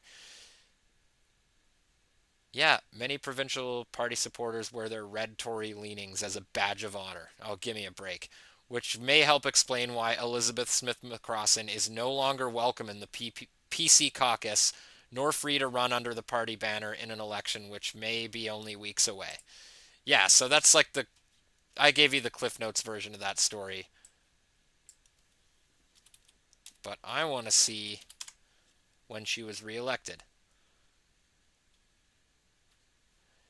Smith McCrossin was elected to the Nova Scotia House of Assembly in the 2017 provincial election. She was a member of the PC party until ousted on June 24th, 21 for failing to accept responsibility and apologize for her role in an illegal blockade of the Trans-Canada Highway. Good for her. Oh yeah, and forgot about this. She was re-elected as an independent twice. That's right, guys. Yeah, we had an election in November of 2024. Not that long ago, actually. This election has really overshadowed my memory for a lot of other things. Yeah, independent MLA Elizabeth Smith McCrossin re-elected in Cumberland North riding. That is fucking awesome. Good for her.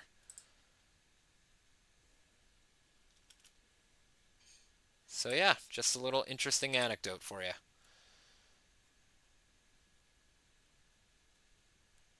Yeah, man, nothing's really moved here.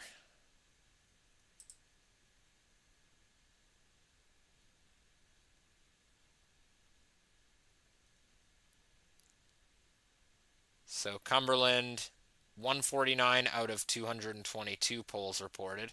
I guess that's the number I should be watching right now, is how close these are. So Central Nova is 152 out of 229 polls reported.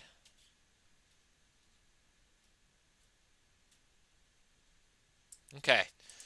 So this is encouraging. Central Nova, the incumbent is Liberal, and the Conservatives are leading. And in Cumberland, the incumbent is Conservative. So hopefully no change there. Yeah, so these are all areas that the Conservatives... Nope. Terra Nova is currently held by a Liberal, and we're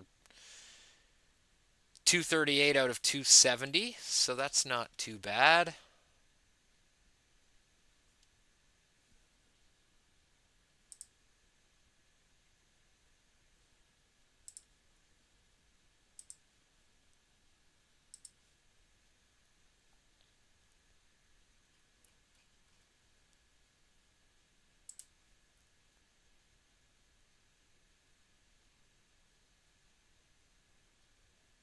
All right, let's see what's going on X. Maybe somebody's got some good clips for me.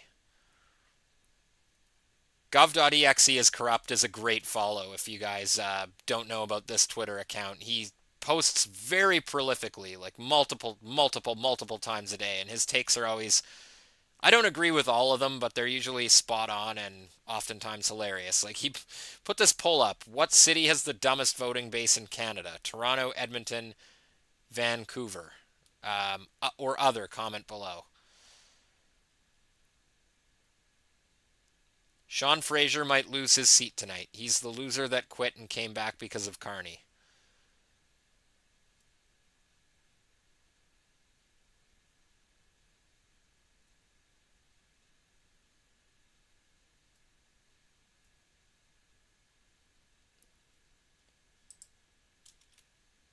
And you know what? One thing I was going to bring up earlier is Ruby Dalla. I don't know if you guys remember who that is. Ruby Dalla was running for Prime Minister under the Liberal ticket when she was kicked out of her own party after she started leading in the polls. She's come out and endorsed Pierre Poilievre. Let's see what we got here.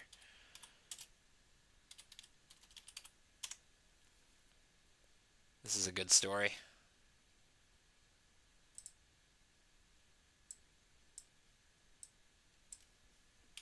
Would help Trump if I spelled her name correctly.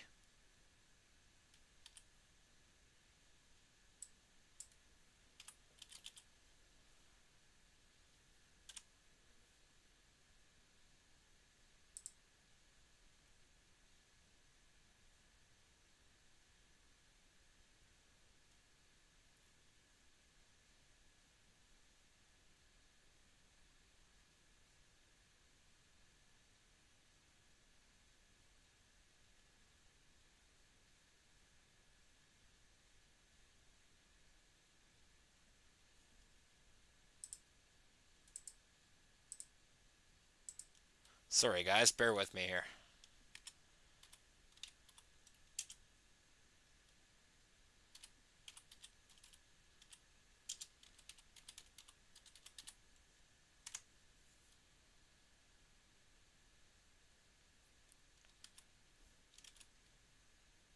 Yeah, here we are.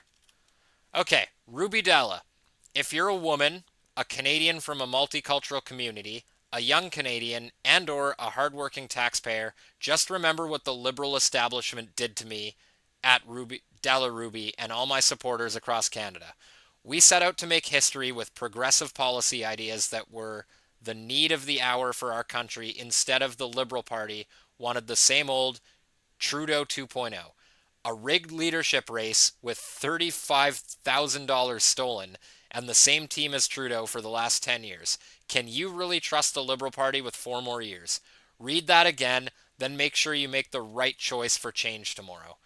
This is where we're at, guys, when you have like an actual small L liberal in the party who just like completely gets ousted for being a reasonable person.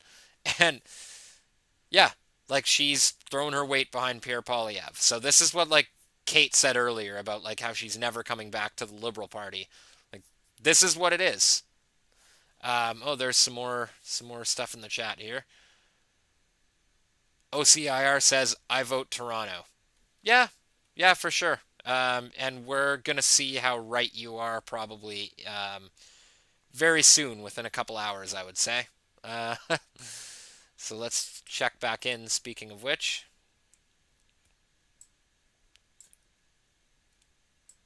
Still nothing.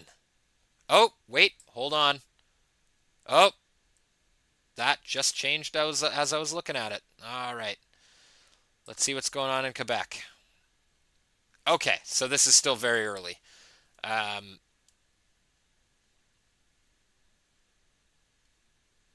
So we got 1 out of 214 polls reported, so we can't put too much stock in this yet, guys. But we've got 54.7% Liberal to 21.3% Conservatives. And, wow, just to put that in perspective, 41 Liberals, 16 Conservative, and 14 Bloc. Wow. Not looking good there. So Lac Saint Jean, we got 56.1 Liberal, 23.4. Oh, sorry. I'm used to seeing the Liberal at the top there. So we got 51.6 Bloc with 23.4 Liberal and 18.1 Conservative. You know what, though? If we're counting Quebec, I almost can't be mad at the Bloc Québécois taking votes away from the Liberals. Quebec, you can have Bloc Québécois. Let's see. Jeremy Strong says, oh, there's a lot more action in the chat here. Just 1 second. Kate Hardigan says, here on Dalla's View. That's right. Yeah, I should almost, maybe we could play some clips of her in a little bit if some of my American listeners don't know who that is. Jeremy Strong says, I'm a lifelong liberal and very unhappy with the Trudeau years and current lack of direction on the economy. I'm also shocked at how many people seem to have been so easily wooed by Carney. Yes, another cheers to you, Jeremy Strong.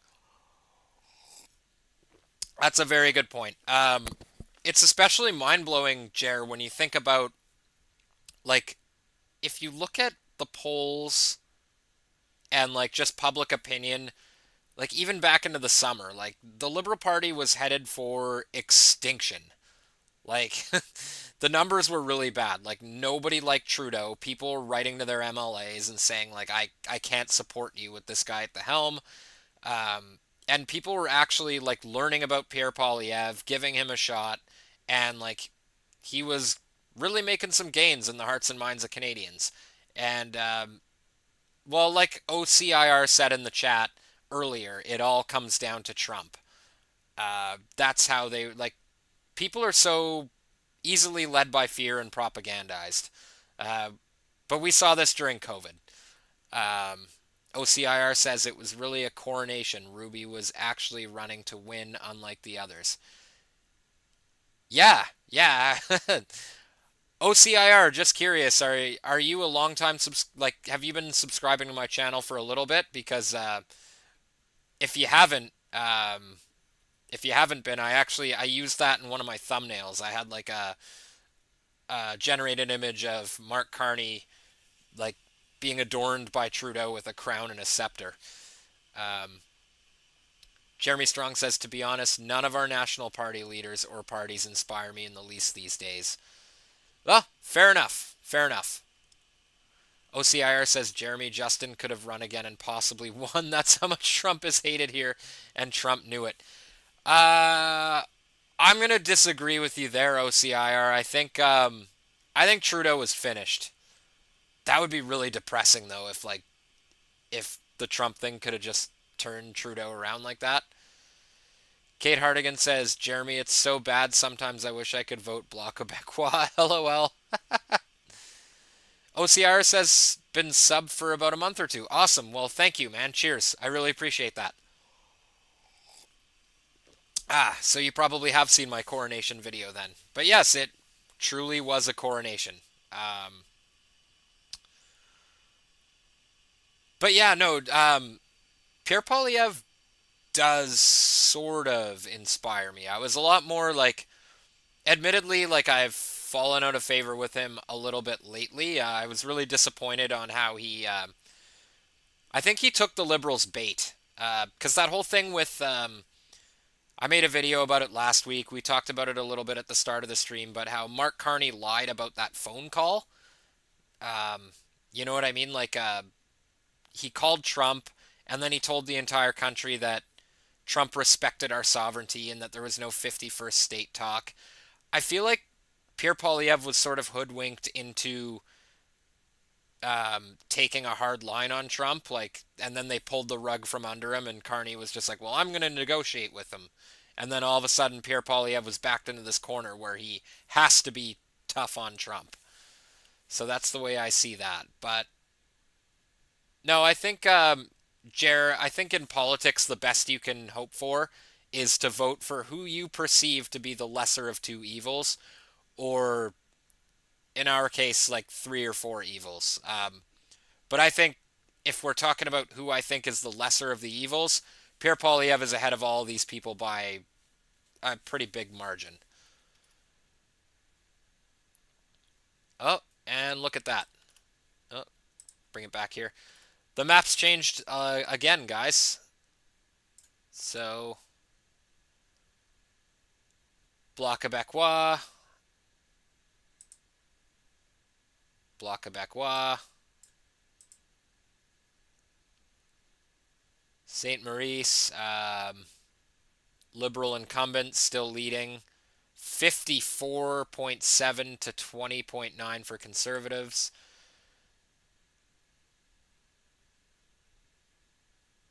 Conservatives are leading Jacques Cartier. 44.1 to 29. Oh, but yeah, but this is just 1 out of 22 polls reported. It's really too early to get too excited about any of this.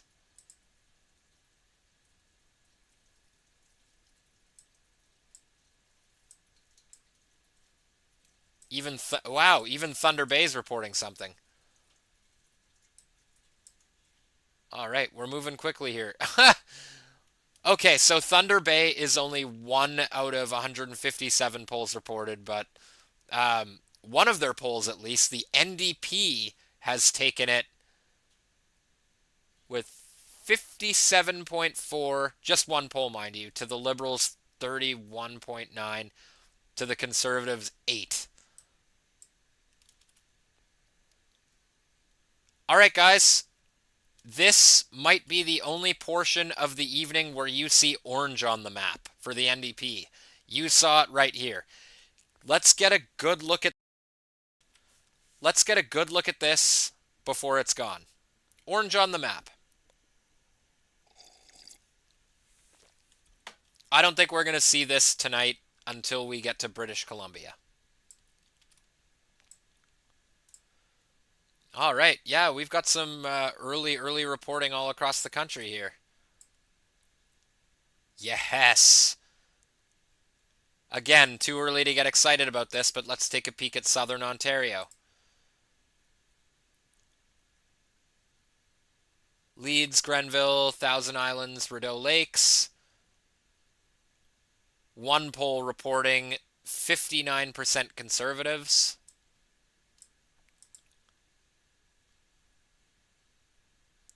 Norfolk, 61. Ooh, this is 6 out of 266 polls. Wow, this is going to change rapidly. Thunder Bay, Rainy River, Liberals, 57.8.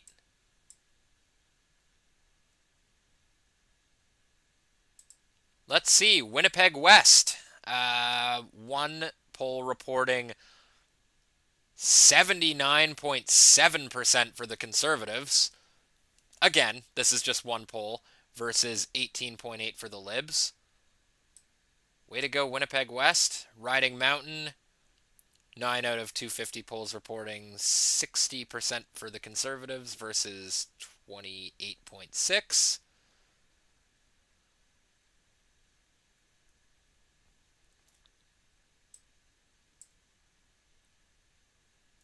Just going to refresh this here and make sure I'm getting the most accurate numbers.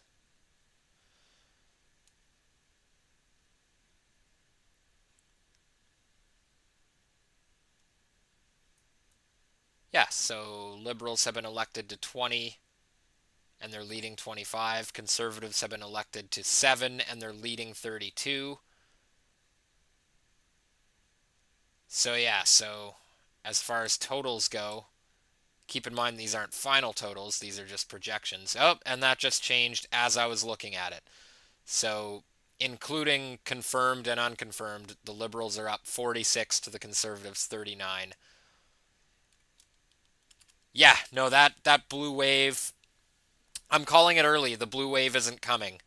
I'm still optimistic the Conservatives could pull a minority here, but these two parties are going to be competing for minority status at this point. Calling it right now. Minority government. Whose it is, not sure yet. But we could pretty much, yeah, no, there's not going to be a majority for anybody. Let's see. OCIR says, I'm predicting the NDP below 10 seats. Yeah? Yeah, that's fair.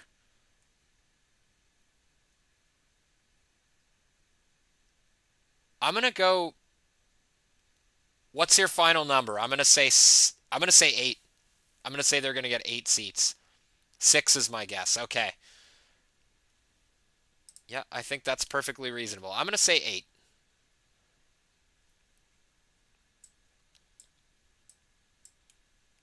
Speaking of which, let's see. It looks like we got some orange over here in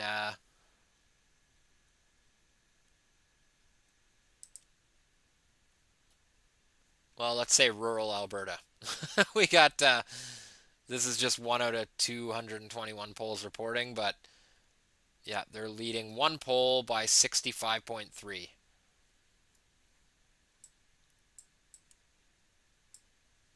But yeah, no, the NDP is pretty much an irrelevant party at this point. They're going to fade off into obscurity. This is strictly a contest between the Liberals and the Conservatives.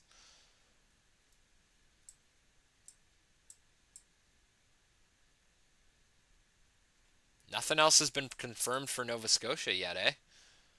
Yeah, we're still at 170 out of 222 polls reported.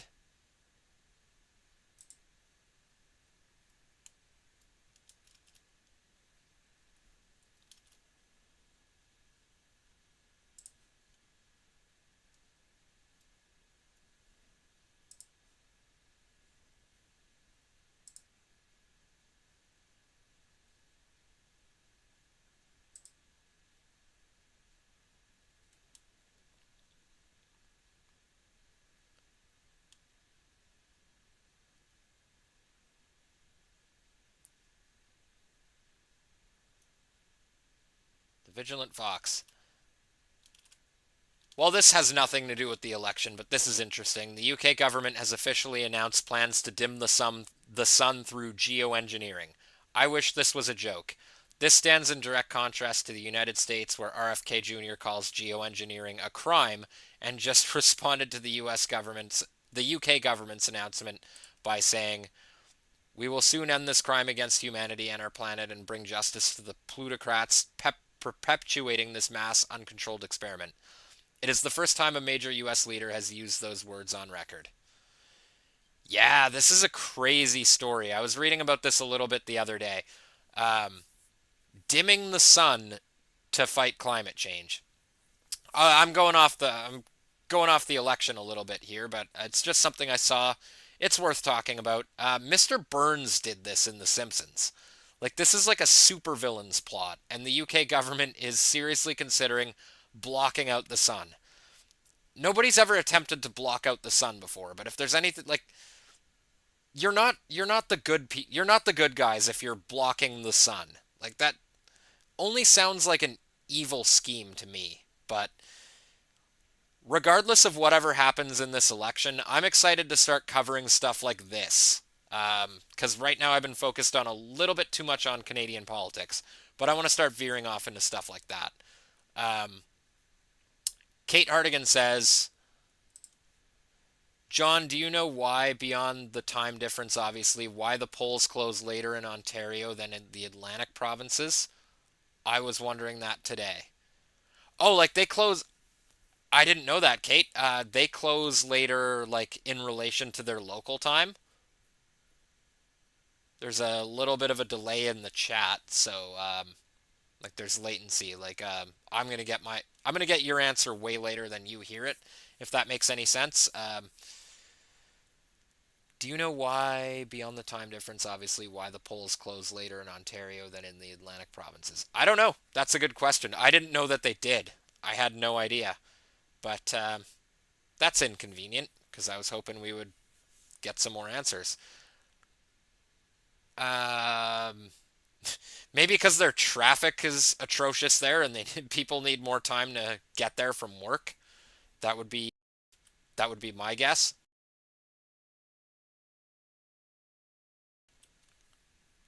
But yeah, I'm not 100% sure why.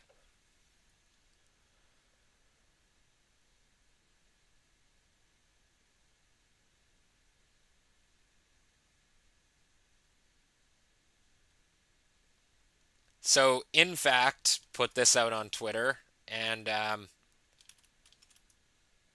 shout out to In Fact. Actually, the proprietor of this social media page has actually been on the show before. I did like a 2-hour interview with him. It was awesome.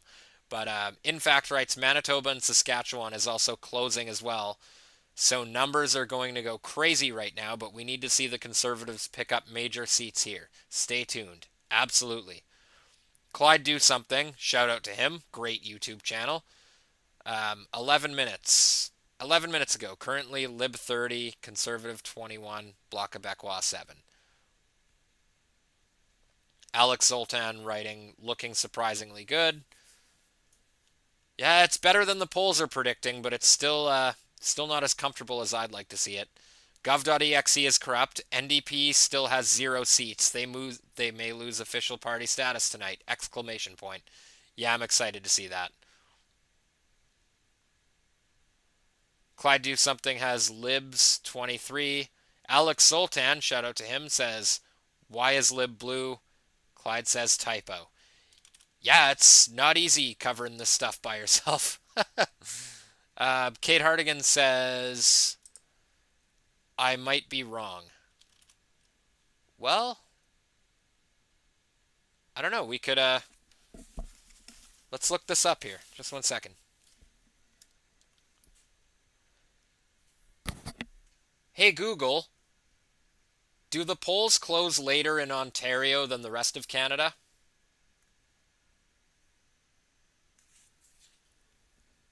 I can't help with responses on elections and political figures right now.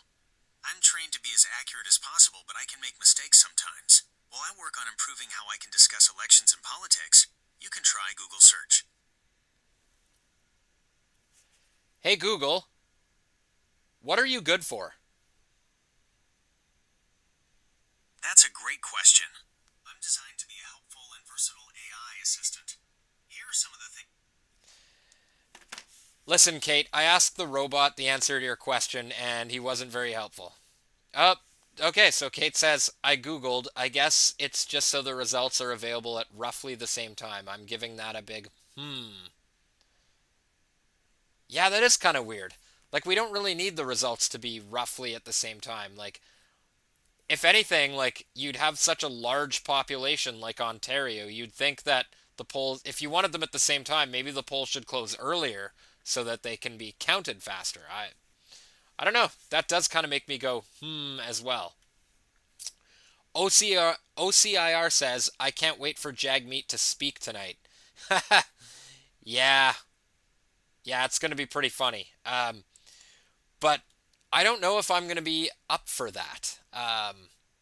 I'm going to be staying up as late as I possibly can, but I do have a day job to get to in the morning, so I don't know if I'm going to be awake when like it's officially called, but my plan is to keep covering this as late as I possibly can.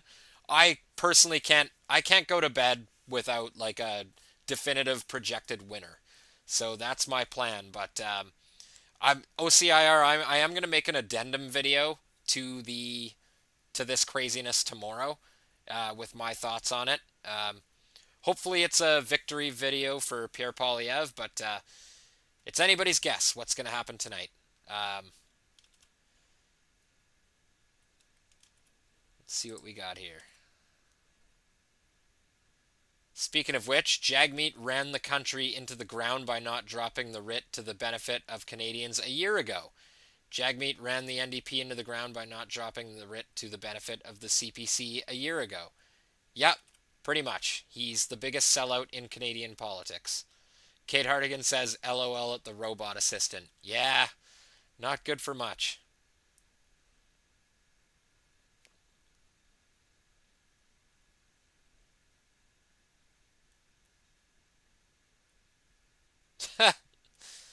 Mark Carney on Twitter. If you're in line when the polls close, stay in line. You can still cast your ballot. Your vote matters. Ugh.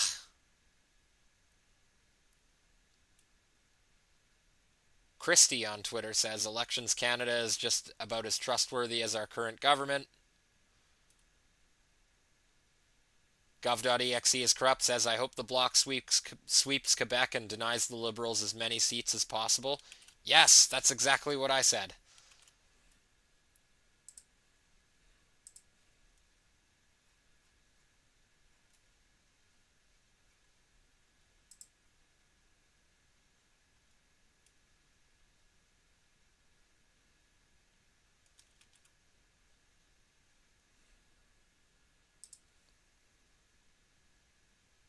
LOL at the robot assistant.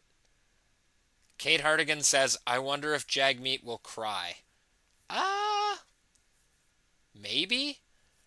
But crying was really more of a Trudeau move there, Kate. If I remember correctly, I don't think we've seen Jagmeet cry.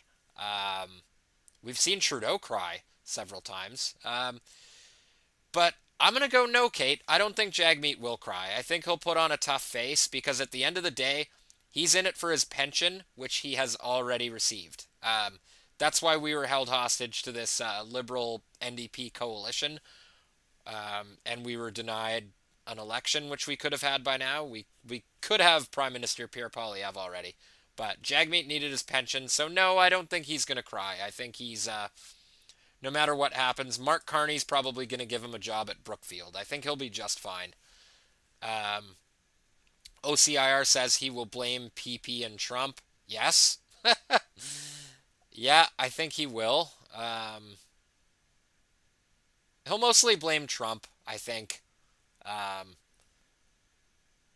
Sadly, if Pierre Poilievre loses, I think he's also going to blame Trump.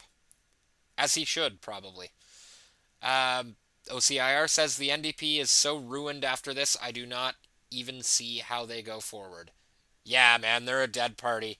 They're going to need like a real progressive, like, because that's what they're supposed to be. They're supposed to be a progressive party, not like an authoritarian, woke, whatever the fuck they've become. You know how I think the NDP could save itself? Is if Ruby Dalla went over there. But at this point, I see her crossing the... If she's going to stay in politics, I see her crossing the floor and becoming a conservative, honestly. Kate Hartigan says he only has himself to blame for propping up Trudy for his pension all this time. Yes, 100%. That's absolutely correct. You hit the nail on the head there. He only has himself to blame for propping up Trudy for his pension this whole time. Yeah. Yeah, there was this great meme that I saw. I wish I could pull it up, but it was right around the time that Justin Trudeau announced that he was getting a divorce from his wife Sophie, and like it also just so happened that when he made that announcement, he had like a big welt on his forehead, and there was a meme going around that said, like, just with Justin Trudeau's welt on his forehead, it's like, well, I guess we all know Jagmeet Singh wears a belly button ring. But I don't think that's what it's actually from. I'm pretty sure Trudy's wife probably socked him one. OCIR says, I want Wabnu to run the NDP, then I would vote for them. Yeah, I mean, hopefully, like I said, hopefully Pierre Poilievre gets in, but like, I wouldn't be mad at a left-wing populist getting in either. Just somebody that's anti-establishment. That's really all I care about. We can't just keep having this like Justin Trudeau, World Economic Forum, business as usual. Kate Hartigan says, I'd vote for Wab. Yeah.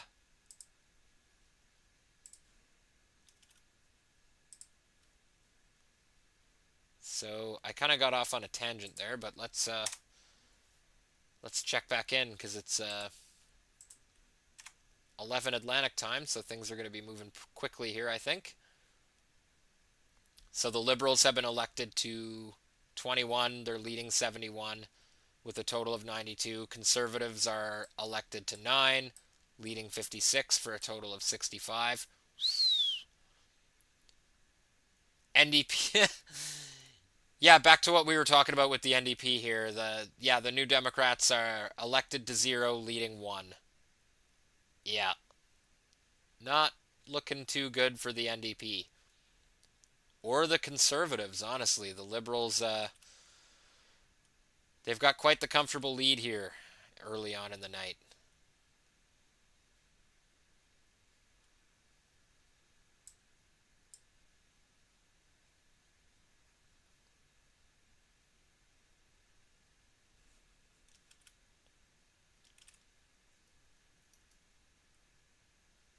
Yeah, honestly,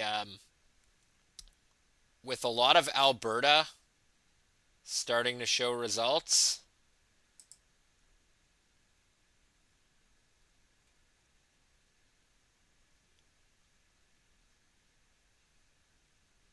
yeah, that's not looking too good because the Conservatives, Liberals have a total of 94. And the Conservatives have a total of 70. So that's Liberals 50.7 to the Conservatives 38.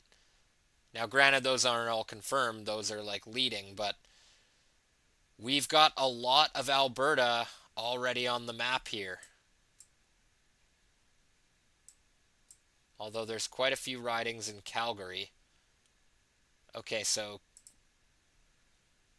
Calgary Nose Hill has already been confirmed for the Conservatives.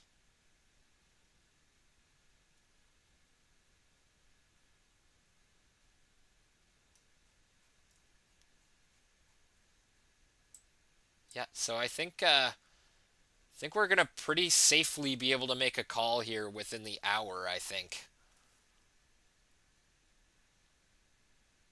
OCIR says he was the only person that laughed off the 51st state stuff and mocked Trump over it.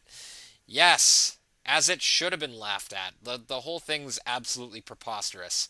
Um, it's never gonna happen. The 51st state stuff, I mean, like, never mind, like, I don't know. Regular Canadians would go to war over it. And number one, not saying we would win that war, but it's just such a ridiculous prospect. And number two, America doesn't want us.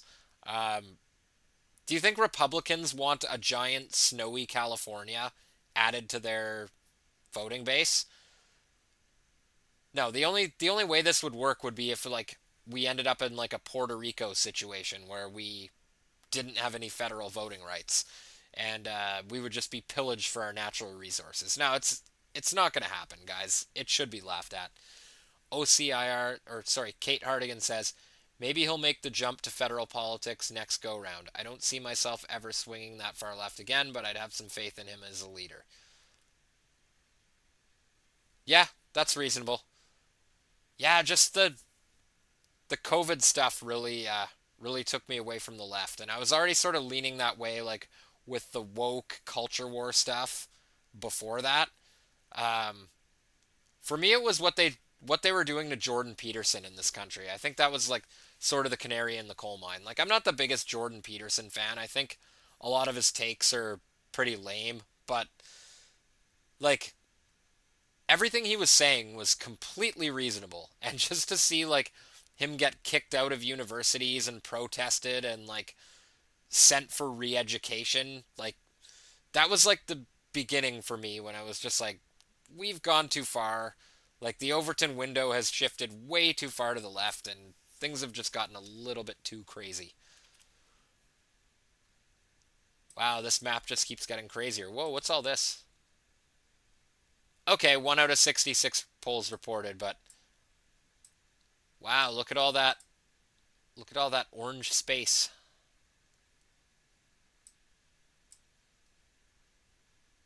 Okay, we got some action here in Manitoba. Riding Mountain has been held by the Conservatives.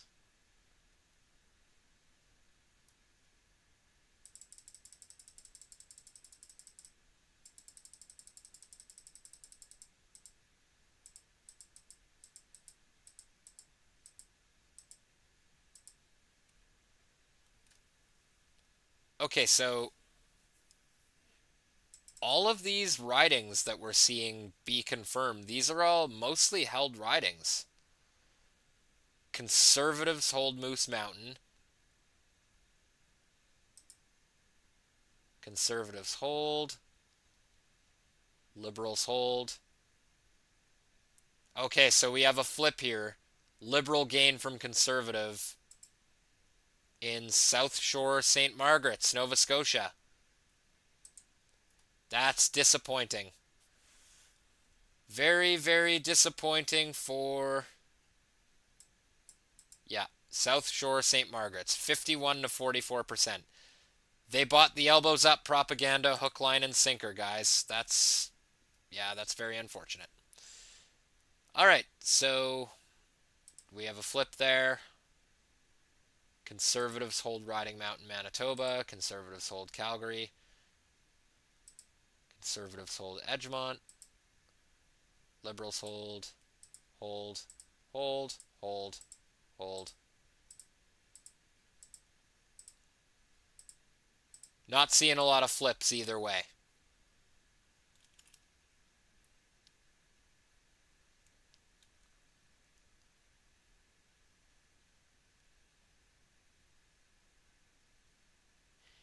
Kate Hardigan says there's a massive delay in this chat.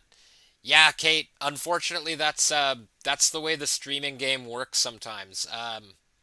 So with my settings, you sort of have to like you sort of have to balance your ability to put out a high quality stream that doesn't like drop frames versus latency, they call it. So, what kind of a delay would you say it is, Kate? How many seconds between when you send a message and when I respond to it?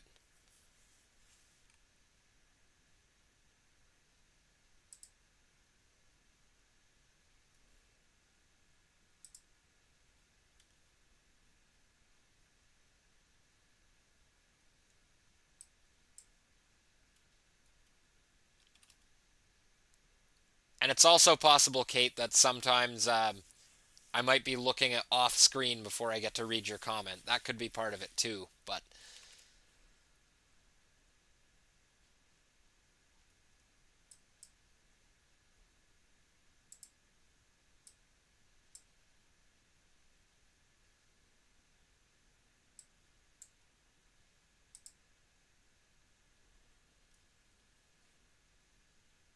where we're at and what you should be watching for as the results continue to tick in from polls right across the country at this stage.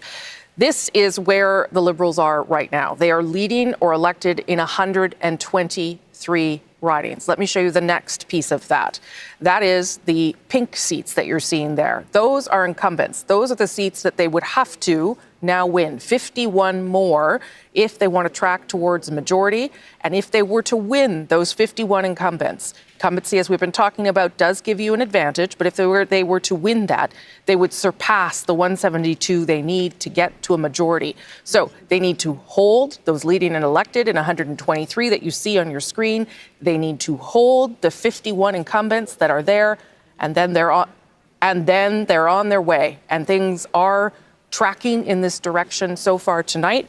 But again, many close races, and we're watching some of those. And I think David Cochrane wants to talk to us now. Yeah, so just to give you an idea of how close this is, when we were talking about Atlantic Canada earlier, it was 22-10, right? 22 Liberals, 10 Conservatives. Well, there are two ridings, Terra Nova, where Anthony Germain is running for the Liberals, where the advanced polls offer the hope of them getting over the top there. And in Central Nova, the advanced polls have put Sean Fraser back in the lead, as that has now gone to red. So we're to a 23-9 count in Atlantic Canada now. You move into Quebec.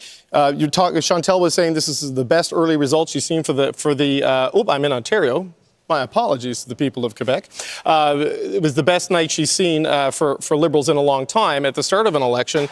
Well, look at this, what we're still waiting for. You know, Rosie was saying the Liberals are up seats. We still don't have a lot of seats in from the island of Montreal, where the Liberals are going to be strong, and in some of these battlegrounds on the South Shore in particular, where the Liberals and the Bloc are in a fight that really... So I've just got the CBC coverage up here from their election map here, and one thing I find interesting about this is he uses language like "we're hoping for," we. So they're not even hiding it. They're campaigning for the Liberals. He uses language like what we're hoping for. So it's pretty obvious that our taxpayers, like us as taxpayers, we're funding media that's on the side of one party. Now, I'm obviously, I make no secret, I'm rooting for Pierre Poilievre, but I don't take taxpayers' money, and this is just my YouTube channel with my opinion. But anyway. Get ready. Our CBC News decision desk is ready to make a call.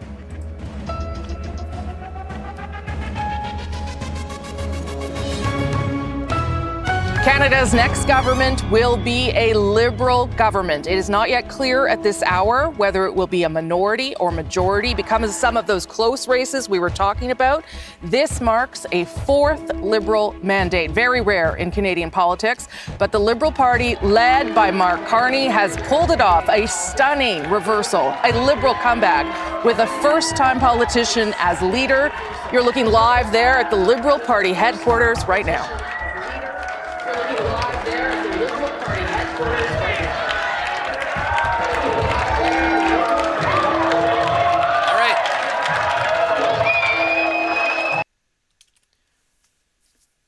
So CBC is calling this for the Liberals.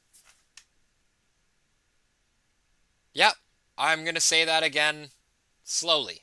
CBC is calling this election for the Liberals already. I was starting to fear that when I looked at Alberta and I saw that most of the votes, they'd started counting most of the ridings, and I saw how far behind the Conservatives were, even in the projections. They've already started cheering at Mark Carney's headquarters. So, yeah, this might be the end of the Pierre Poilievre era. And, yeah, some really dark days for our country, I think. Share of the vote for them. But the story really in what's happening with the other parties on the board there, the Bloc and the NDP, not even reaching 5% at this stage. Let me show you the seat change that allows us to call for a Liberal government. 23 seats are leading and elected in. The Liberals are up. The Conservatives down 5. The Bloc down 12 at this stage, which, as Chantal was saying, was not out of the realm of possibility even for people inside the Bloc, but would be very disappointing for them. And the NDP now down 6. The NDP right now on your screen only leading or elected in 2 ridings. Remember, you need 12 to get official party status. I'm going to go over to David to give us a sense of how we got here. Well, look, it's a bit of what we were... All right, well, I'm going to pause it there because, Kate, I missed your comment there back earlier when I was talking about the South Shore.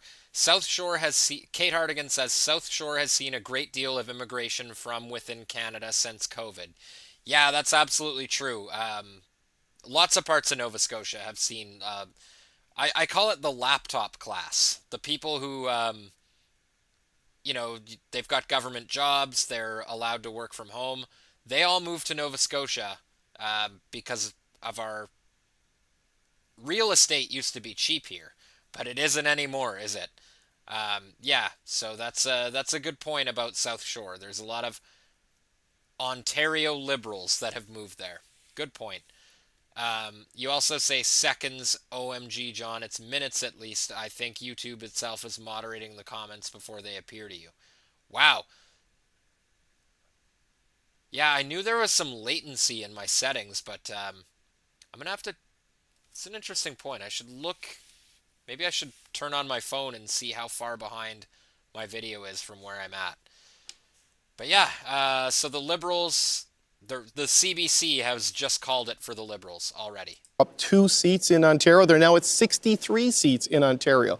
We had said they needed to be at 80, so they're tracking towards that because a lot of these seats that will fill in over the course of the night, history and polling tells us that these will go Liberal. Now, let's go into Manitoba. The Liberals are currently sitting at 4 seats. We had suggested they would want to get 6 here to build up to a total of 10 on the prairies to be at a majority level. They have 1, obviously, in the north right now where they're leading in the NDP-held riding of Churchill. And they've got 3 seats right now in Winnipeg, and these are also seats where the Liberals will be competitive once we get more results throughout the night. So there is still upward potential for the Liberals as they try to get to that magic number of 172. And this helps right here. This is Desnethne Misnippy Churchill River. That's a Liberal leading in Saskatchewan. Do not adjust your set. That's a real thing. It's not officially projected elected yet, but this is a chance for the Liberals to break through in Saskatchewan for the first time since Ralph Goodale was a member of Parliament. And here in Alberta, you see a lot of blue. This is where a lot of the Conservative seats are coming from. But you got to zoom in on Calgary, where the Liberals are leading right now in Calgary Centre, and you got to zoom in on Edmonton. These are going to be the areas where the Liberals and the New Democrats are going to be in a battle. Those 2 seats that I just showed, those will be pickups right now for the Liberals if those results hold. So, Rosie, you can see a roughly even performance in the Atlantic with the potential of it to get back to where it was and maybe grow a little bit. A good early start in Quebec, decent numbers in Ontario, presence in the prairies. Still too early to say exactly what's going to happen in British Columbia. But, you know, BC often complains about being the empty net goal on election night. They might be the winner tonight when the results come in there. Okay, and one of the reasons we have yet to call what kind of government Canada will have is because there are 100 ridings where the vote margin is about 100 votes. And that is simply too close to call for us and for the decision desk. And so we're going to wait to be sure before. So, yeah, they're, they're talking about BC being the decider here, but it's pretty much, yep. I'm calling it right now, though. I think it's going to be a Liberal minority. Hopefully there can be some sort of opposition to Mark Carney and his globalist agenda. Yeah. Kate Hardigan in the chat here. Just 1 second. See what's up. Laptop class. I love it. Yeah, I'll never own another home unless I win the lottery. We should not have sold when we did. Yeah, it's fucking tragic what's going on. And the good news, though, is Mark Carney is going to build tiny homes for us all to live in. Whew. I hope I'm wrong. I really do hope I'm wrong about all this. I don't want Canada to fail. I don't want Mark Carney to do a bad job. I want to be so wrong. I want to look back at this time and I want people to make fun of me for worrying about what kind of job Mark Carney will do. I want to be proven so wrong. I hope Canada prospers. I hope he's very different from Justin Trudeau. I hope he's nothing like Justin Trudeau. I've never wanted to be wrong about something so much in my entire fucking life. I just want a good future for my family. That's really all I want. And I want everybody to prosper. But I don't think I'm wrong. I think we need to prepare for some shitty times ahead. Yeah. Those are my thoughts on it. So what else are they saying on CBC here, Rosemary? Mark Carney is going to lead a minority or a majority, but we should remind you that a fourth mandate like this, incredibly rare in Canadian politics. The last time was from 1993 to 2006 under two leaders. That was Jean Chrétien and Paul Martin. Some similarities here, again, because this is happening with two different leaders. Chantal, your thoughts? But it is also that Mark Carney has succeeded in doing what John Turner and Kim Campbell could not. You are right. That is, yes. Become the new leader of a very unpopular government, get a boost in the poll. The thing that she misses there is after being unelected. Now, what I mean by that is like, oh my God, like, he didn't even have a seat. Like, this is just a complete outsider who just somehow rose to the ranks to become party leader. It's just, yeah. I mean, the previous people that she mentioned were also like they didn't have a seat, but they also didn't win a mandate like this. Former Liberal cabinet minister. Still happy with that decision not to run, are you? I'm very happy with that decision, as is my family. But I'm also equally delighted with what's transpiring. I mean, what we've seen is something that is truly quite remarkable. Yes. And I think what I'm really proud about tonight is Canadians, how strongly they came out to vote, what's been motivating them, but also just really discerning in terms of making choices based on what's on offer. An individual with a business background making choices based on propaganda. And you had another politician who was frankly still offering catchword phrases and running an election as if we were back in November or December. Things changed. Justin Trudeau is no longer around. The consumer carbon price no longer around. And Donald Trump entered in a big way. Yeah. And we saw the carbon price no longer around. That was a factor. The fact that, oh my God, the fact that people see that as like a reason to vote for the Liberals, just completely forgetting that they are the ones that did this to you and they can just flip a switch and say it doesn't matter. I've heard the take said many times that if Canadians vote for Mark Carney, we deserve what we get. And I understand that argument, but our families don't deserve this. My children don't deserve this. Fuck. If Mark Carney had simply come in and said, well, I'm changed, I'm a new prime minister, I'm not sure that would have been enough to carry the day. I'm not sure if Trump alone would be enough to carry the day, though. I think it's the combination of so far as the first part of the campaign in particular focused on Trump as Kate Hartigan says, I've seen mansions advertised in Ohio for less than a trailer goes for here in Nova Scotia. Yeah, no shit. That's probably very true. OCIR says, I'm considering moving to the States. I never owned a house. Yeah, I think there's going to be a lot of people considering jumping ship. If not now, sometime over the next 4 years, I could absolutely see that happening. OCIR says, I always hated this French lady. Mark Carney a majority government. So it's not. You guys should send the NDP a thank you note. I think progressive voters in my riding of Tayakon Park, Delhi Park, and good luck to the team there. But I think progressive voters really had to make a difficult decision, and that was simply that in the face of what the country is facing, we need to select a prime minister and a government. That's more important than anything else. That relates to the CBC, that relates to protecting linguistic rights, that relates to protecting human rights. And you had a choice between somebody who would empower Donald Trump and somebody who would confront Donald Trump. That's the choice that Canadians have made tonight, and I think they made the right choice. Okay, and the NDP sitting right now at 7, leading or elected. Let's get some more information about how we got here, how we were able to call a Liberal win tonight. Catherine Cullen's got. Yeah, they're not even trying to hide their propaganda here. Somebody who would stand up to Donald Trump or somebody who would empower Donald Trump. I don't know how they can honestly say that about Pierre Poilievre. If you listen to his rhetoric lately, look at this, guys. It's still just continuing to climb for the Liberals. This is an absolute blowout. This is a red wave, not a blue wave. God damn it. And we'll head down to the South Shore, Longueuil, Saint-Hubert, and again, yes, the Liberal candidate in the lead with the Bloc incumbent in second. That pattern being repeated both north and south of the island of Montreal.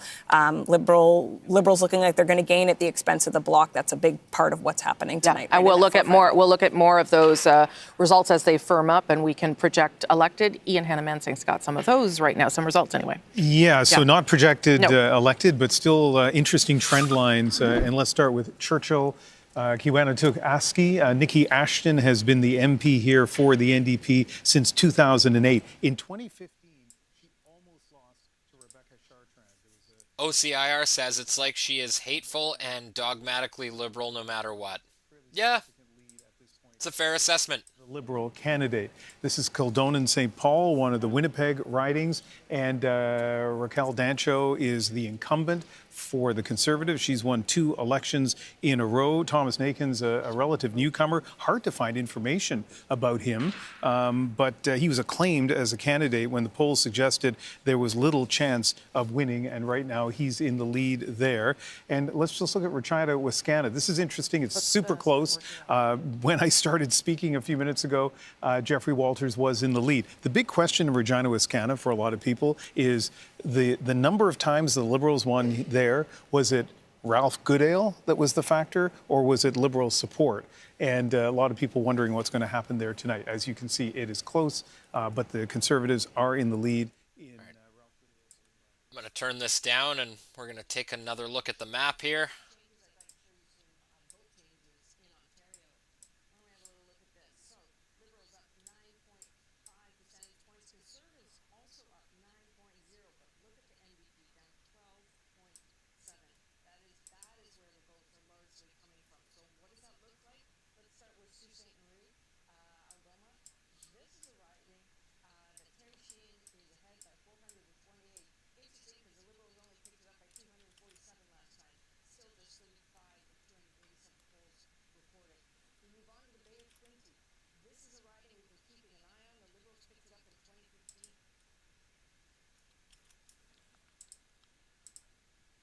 All right, so Liberals have won the election, it appears. This sucks. It's definitely not the victory we were hoping for. I don't know if I'm going to stay up to see if it's going to be a majority or a minority government. I'm hoping Mark Carney will crawl out of his, well, whatever you can say about Mark Carney. I hope he's going to speak to us soon, because I would like to cover what he has to say, and I'd like to check in with Pierre Poilievre, but I don't know how late I'm willing to stay up to do that. So what I'm going to do is we're going to take a quick little intermission here. I'm going to write a message for anybody new that comes in to let them know I'm just on break, and we're going to play the CBC coverage, and I'm going to be back in about 5 minutes. And I figure that we're going to, I think it might be fun to look at some of the reactions on Twitter, particularly from the Blue Wave camp, to see how they're handling this. And yeah, man, I'm going to come back in about 5 minutes, all right? So let's get this playing here for you.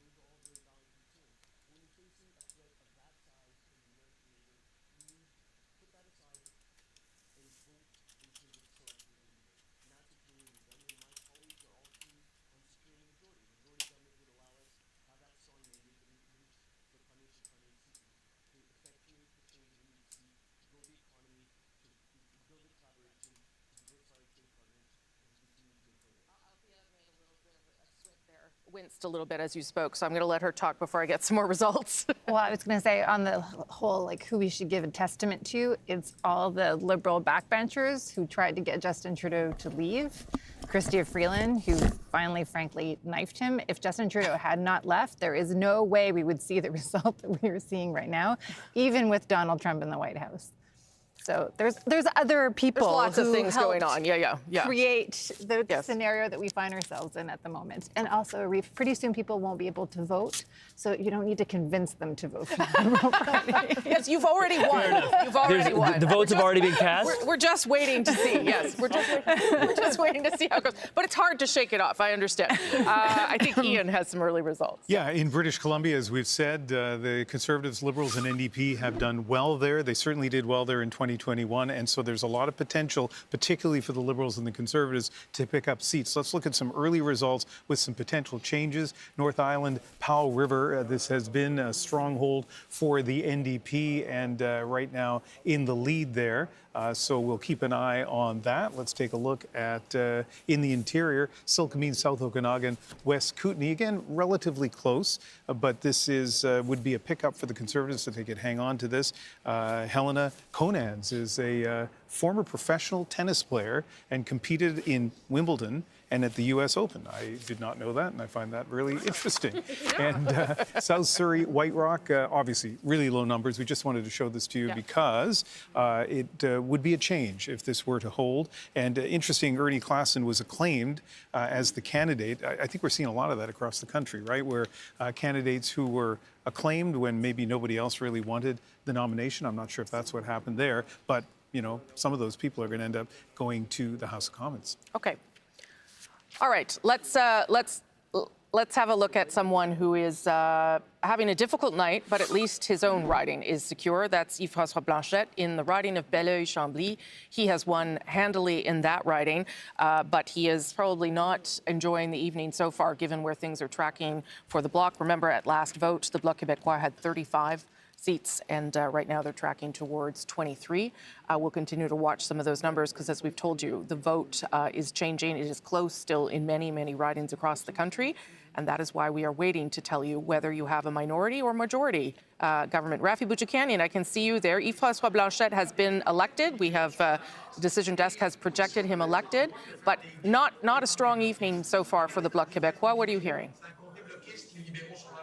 It is not, and you'll forgive me. I was just turning around to try to figure out who they were cheering there. There have been a lot of cheers for people you'd expect to get reelected, like Yves-François Blanchet. And a couple of others like Alexis Brunel-Duceppe, you know, like a stalwart of the party. But this is not the results they're looking for. 23 seats, I mean, that's kind of a number where if the Liberals get a majority, that's not a great night for the Bloc Québécois. They're trying to cheer up here. They're trying to be, you know, enthusiastic. They did have one major win. We were talking about Gaspésie earlier. Well, they won that riding. Radio-Canada announced that they project a win for Alexis Deschênes, that star candidate, who would be taking that riding from Diane Le Boutillier, a Liberal who has been there for a while. And the crowd erupted into enthusiastic cheers here when that happened. So that was one that's a take from the Liberals. So that's a real reason for them to be happy. But for the rest of it, I mean, they're really just sort of trying to hold on to hope. We've got a little bit of a show here. They keep inviting incumbents or candidates to come up and talk to the crowd. There's an MC asking them all sorts of questions about, you know, how did your campaign go and what do you think of Yves-François Blanchet's messages, and they're just sort of trying to hold on to hope at this point. Okay, Rafi Boudjikanian, thank you so much from Montreal. We will be back to you, of course. Perhaps we can show a bit of how the vote share in Quebec changed. Let me know when we can go to that. But I'll go to Chantal, I think, if I can. Yves-François Blanchet, this is his third election, if I'm not mistaken. Yeah. Yes, and he probably is feeling better when he compares his fate to what could be happening to the NDP. Yeah. I don't think anyone at this point is looking to challenge the leadership of Yves-François Blanchet. A lot of people in Quebec over the campaign were saying, well, we're going to lend our vote to the Liberals because of special circumstances. But it wasn't a judgment on the Bloc Québécois that they were making. Now, that being said, what also created this dynamics, in Quebec in particular, the only province where Pierre Poilievre never led the pack, was always in third place, was this notion. At some point, the Bloc surged, not because the Bloc was doing so well, but because a lot of Quebec voters looked at the numbers outside Quebec and thought to themselves, the rest of Canada is about to elect Pierre Poilievre. We don't want him.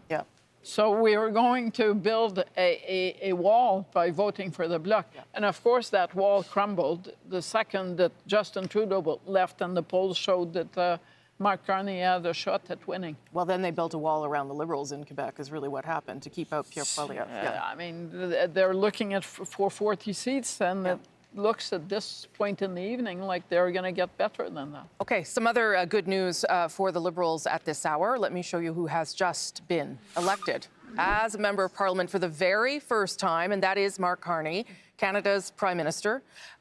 This is his first time running for public office. He was tempted many times, but never decided to go for it, and this time he has, and he has won handily in his riding of Nepean. This is, I can't remember, what I have this trivia somewhere, but the last time that a Prime Minister's riding was in the nation's capital. I'll go find that for you. But Mark Carney winning his own riding tonight. That is the first time that he has won public office, the first time he has sought public office, and now he can also not only be Prime Minister, but be elected as Prime Minister, something that he wasn't before. That is Liberal headquarters, where they are waiting for more information, obviously, about how this evening is going to unfold and what kind of government they will celebrate tonight. David Cochrane. Yeah, you know, Rosie, I'm beginning to think Mark Carney's never going to be the finance minister at this rate, because that was always the rumor and his entry into Canadian politics. I want to go through sort of where the Liberals are at this stage, you know, to support the reason why we have projected a Liberal government and to show why a majority is still very much in play. And I'm going to go all the way back to Newfoundland and Labrador just to show you something here. This is Terra Nova and the Peninsulas. This has been a Conservative seat throughout the night, but just have a look at this. It's now down to a 28-vote lead. This has been happening in a lot of the ridings in Atlantic Canada where the advance vote is being counted late and where the Liberals did a really good job of getting their vote in early over that Easter weekend. So with 12 polls reporting, you can see Anthony Germain, the Liberal candidate there, chewing up that Conservative lead and getting now within less than 30 votes. There's been similar stories. We saw that happen in Central Nova, in Nova Scotia, where Sean Fraser was way down for a period of time, but as more and more advance polls have come in, he's moved into the lead, and also in New Brunswick, in Miramichi, Grand Lake, where the advance polls have put the Liberals into the lead there. So the Liberals started the night with 24 seats that they held as the 32 in Atlantic Canada. They're back at 24 with a chance, if Terra Nova flips, to get it to that 25 that we talked about on the path to majority earlier. So still a chance for them to hit the threshold here. We'll go into Quebec, where the last I checked, because the numbers are changing soon, they were at 42 seats. They're now at 44 seats in Quebec, 13 of them pickups. And look at this. We're still waiting for a little bit of data on the island of Montreal, only really in one riding.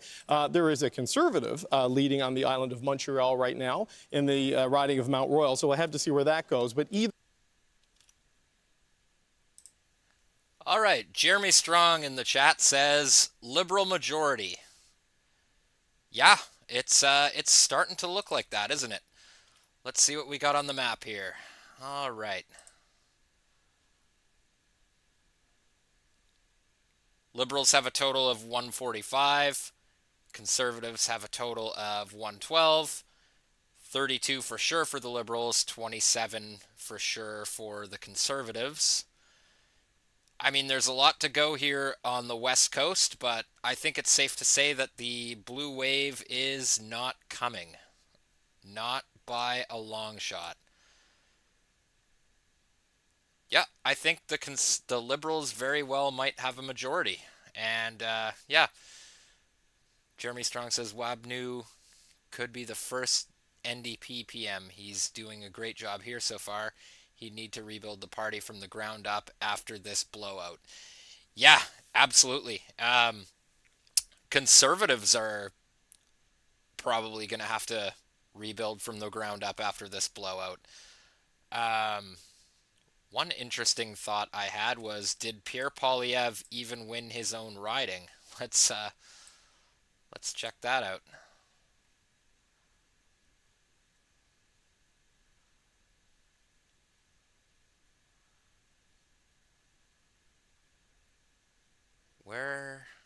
Let's check out Carleton.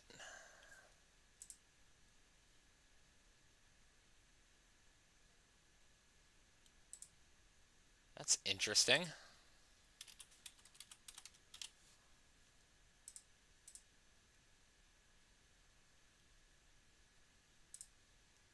Well, they haven't even started counting Carleton yet. Must be because of all those extra long ballots. Yeah, that's very interesting. But yes, you're right, Jer. The NDP is going to have to rebuild itself from the ground up. Cons and NDP should build a new party called Canada's Wings, RFOL. Yeah, that's actually a great point, though. We need, like, a real populist party to combat the liberal establishment, don't we?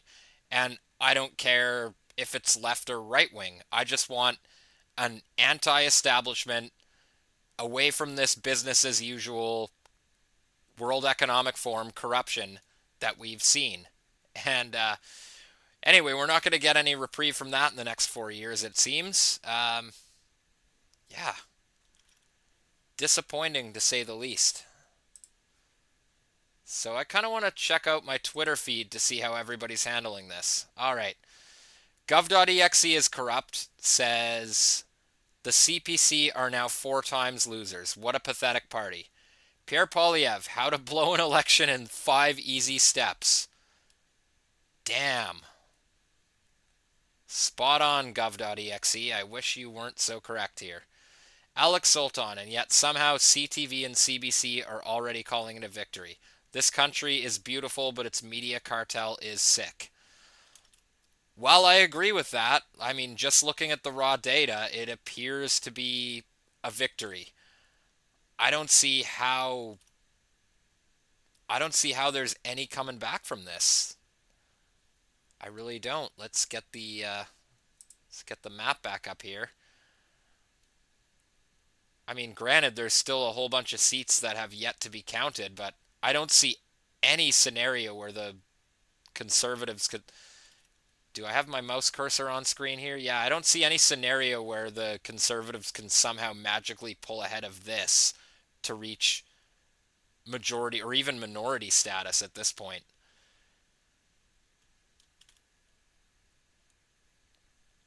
Jeremy Strong says, ha ha ha, but they hate each other so much. Yeah, they do. That's politics for you. But stranger things have happened, Jer. I mean, you look at the whole reason Donald Trump got the mandate that he did. It was because of support from the way he got all swing states was pretty impressive, and a lot of that had to do with Tulsi Gabbard and RFK crossing the floor. And if you look at the United States, not only did he get Tulsi Gabbard and RFK, but RFK beat the Libertarian Party by a wide margin after specifically telling people not to vote for him. RFK said, "Please don't vote for me." Yet he was more popular than the other third party option. Yeah, I was hoping that maybe tonight I could see a statement from Pierre Poilievre or from Mark Carney, but it is 11:45 on the East Coast, and I have to get to bed soon. And, I might have been willing to stay up a little bit later to celebrate this quote-unquote blue wave, but I don't think it's coming. I think it's very disappointing. Jeremy Strong says, true, John. Kind of sad we are becoming a two-party country like the U.S., though. 100%. Couldn't agree with you more. Yeah, except our red and blue is inverted, and looks like Donald Trump got what he wanted because the entire country is turning red. I wonder what he's saying on Truth Social. Let's see if Donald Trump is celebrating this already.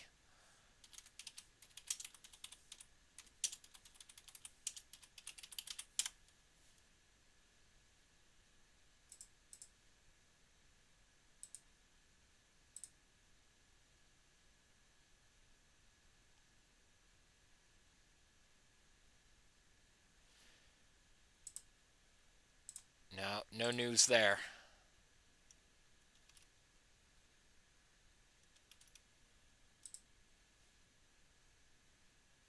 Alex Sultan says, CTV and CBC are full of shit for sure, regardless of the election outcome. If one good thing came out of this election, it's that everyone under the age of 55 knows that now.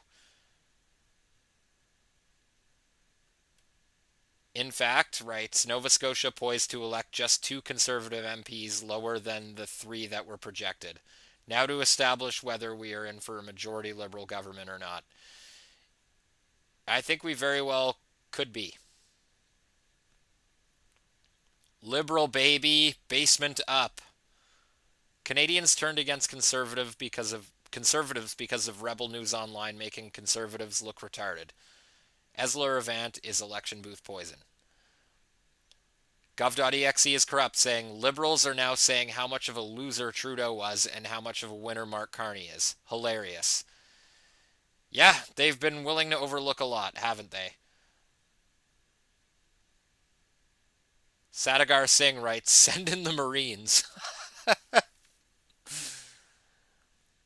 Basement rents going way up. Yep.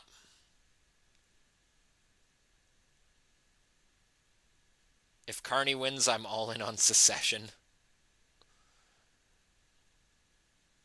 Gov.exe is corrupt, says 2 weeks to flatten Canada. Yep. I don't think there's too much more here to see tonight, honestly. There's so many other bigger streams that you could go check in with. Let's see what we got here.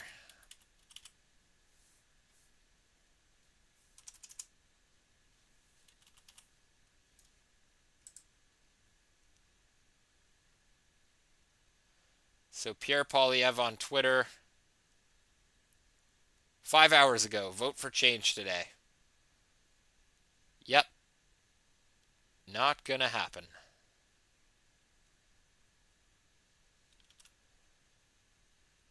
There won't be any change coming tonight, unfortunately. And I think that might just about do it for my stream tonight, guys. Thank you, everybody who tuned in and who participated in the live chat. I've obviously got a lot to learn about doing these live streams, but keep your eye on the channel. Like and subscribe if you haven't already. And as always, I'll see you in the next one. Peace.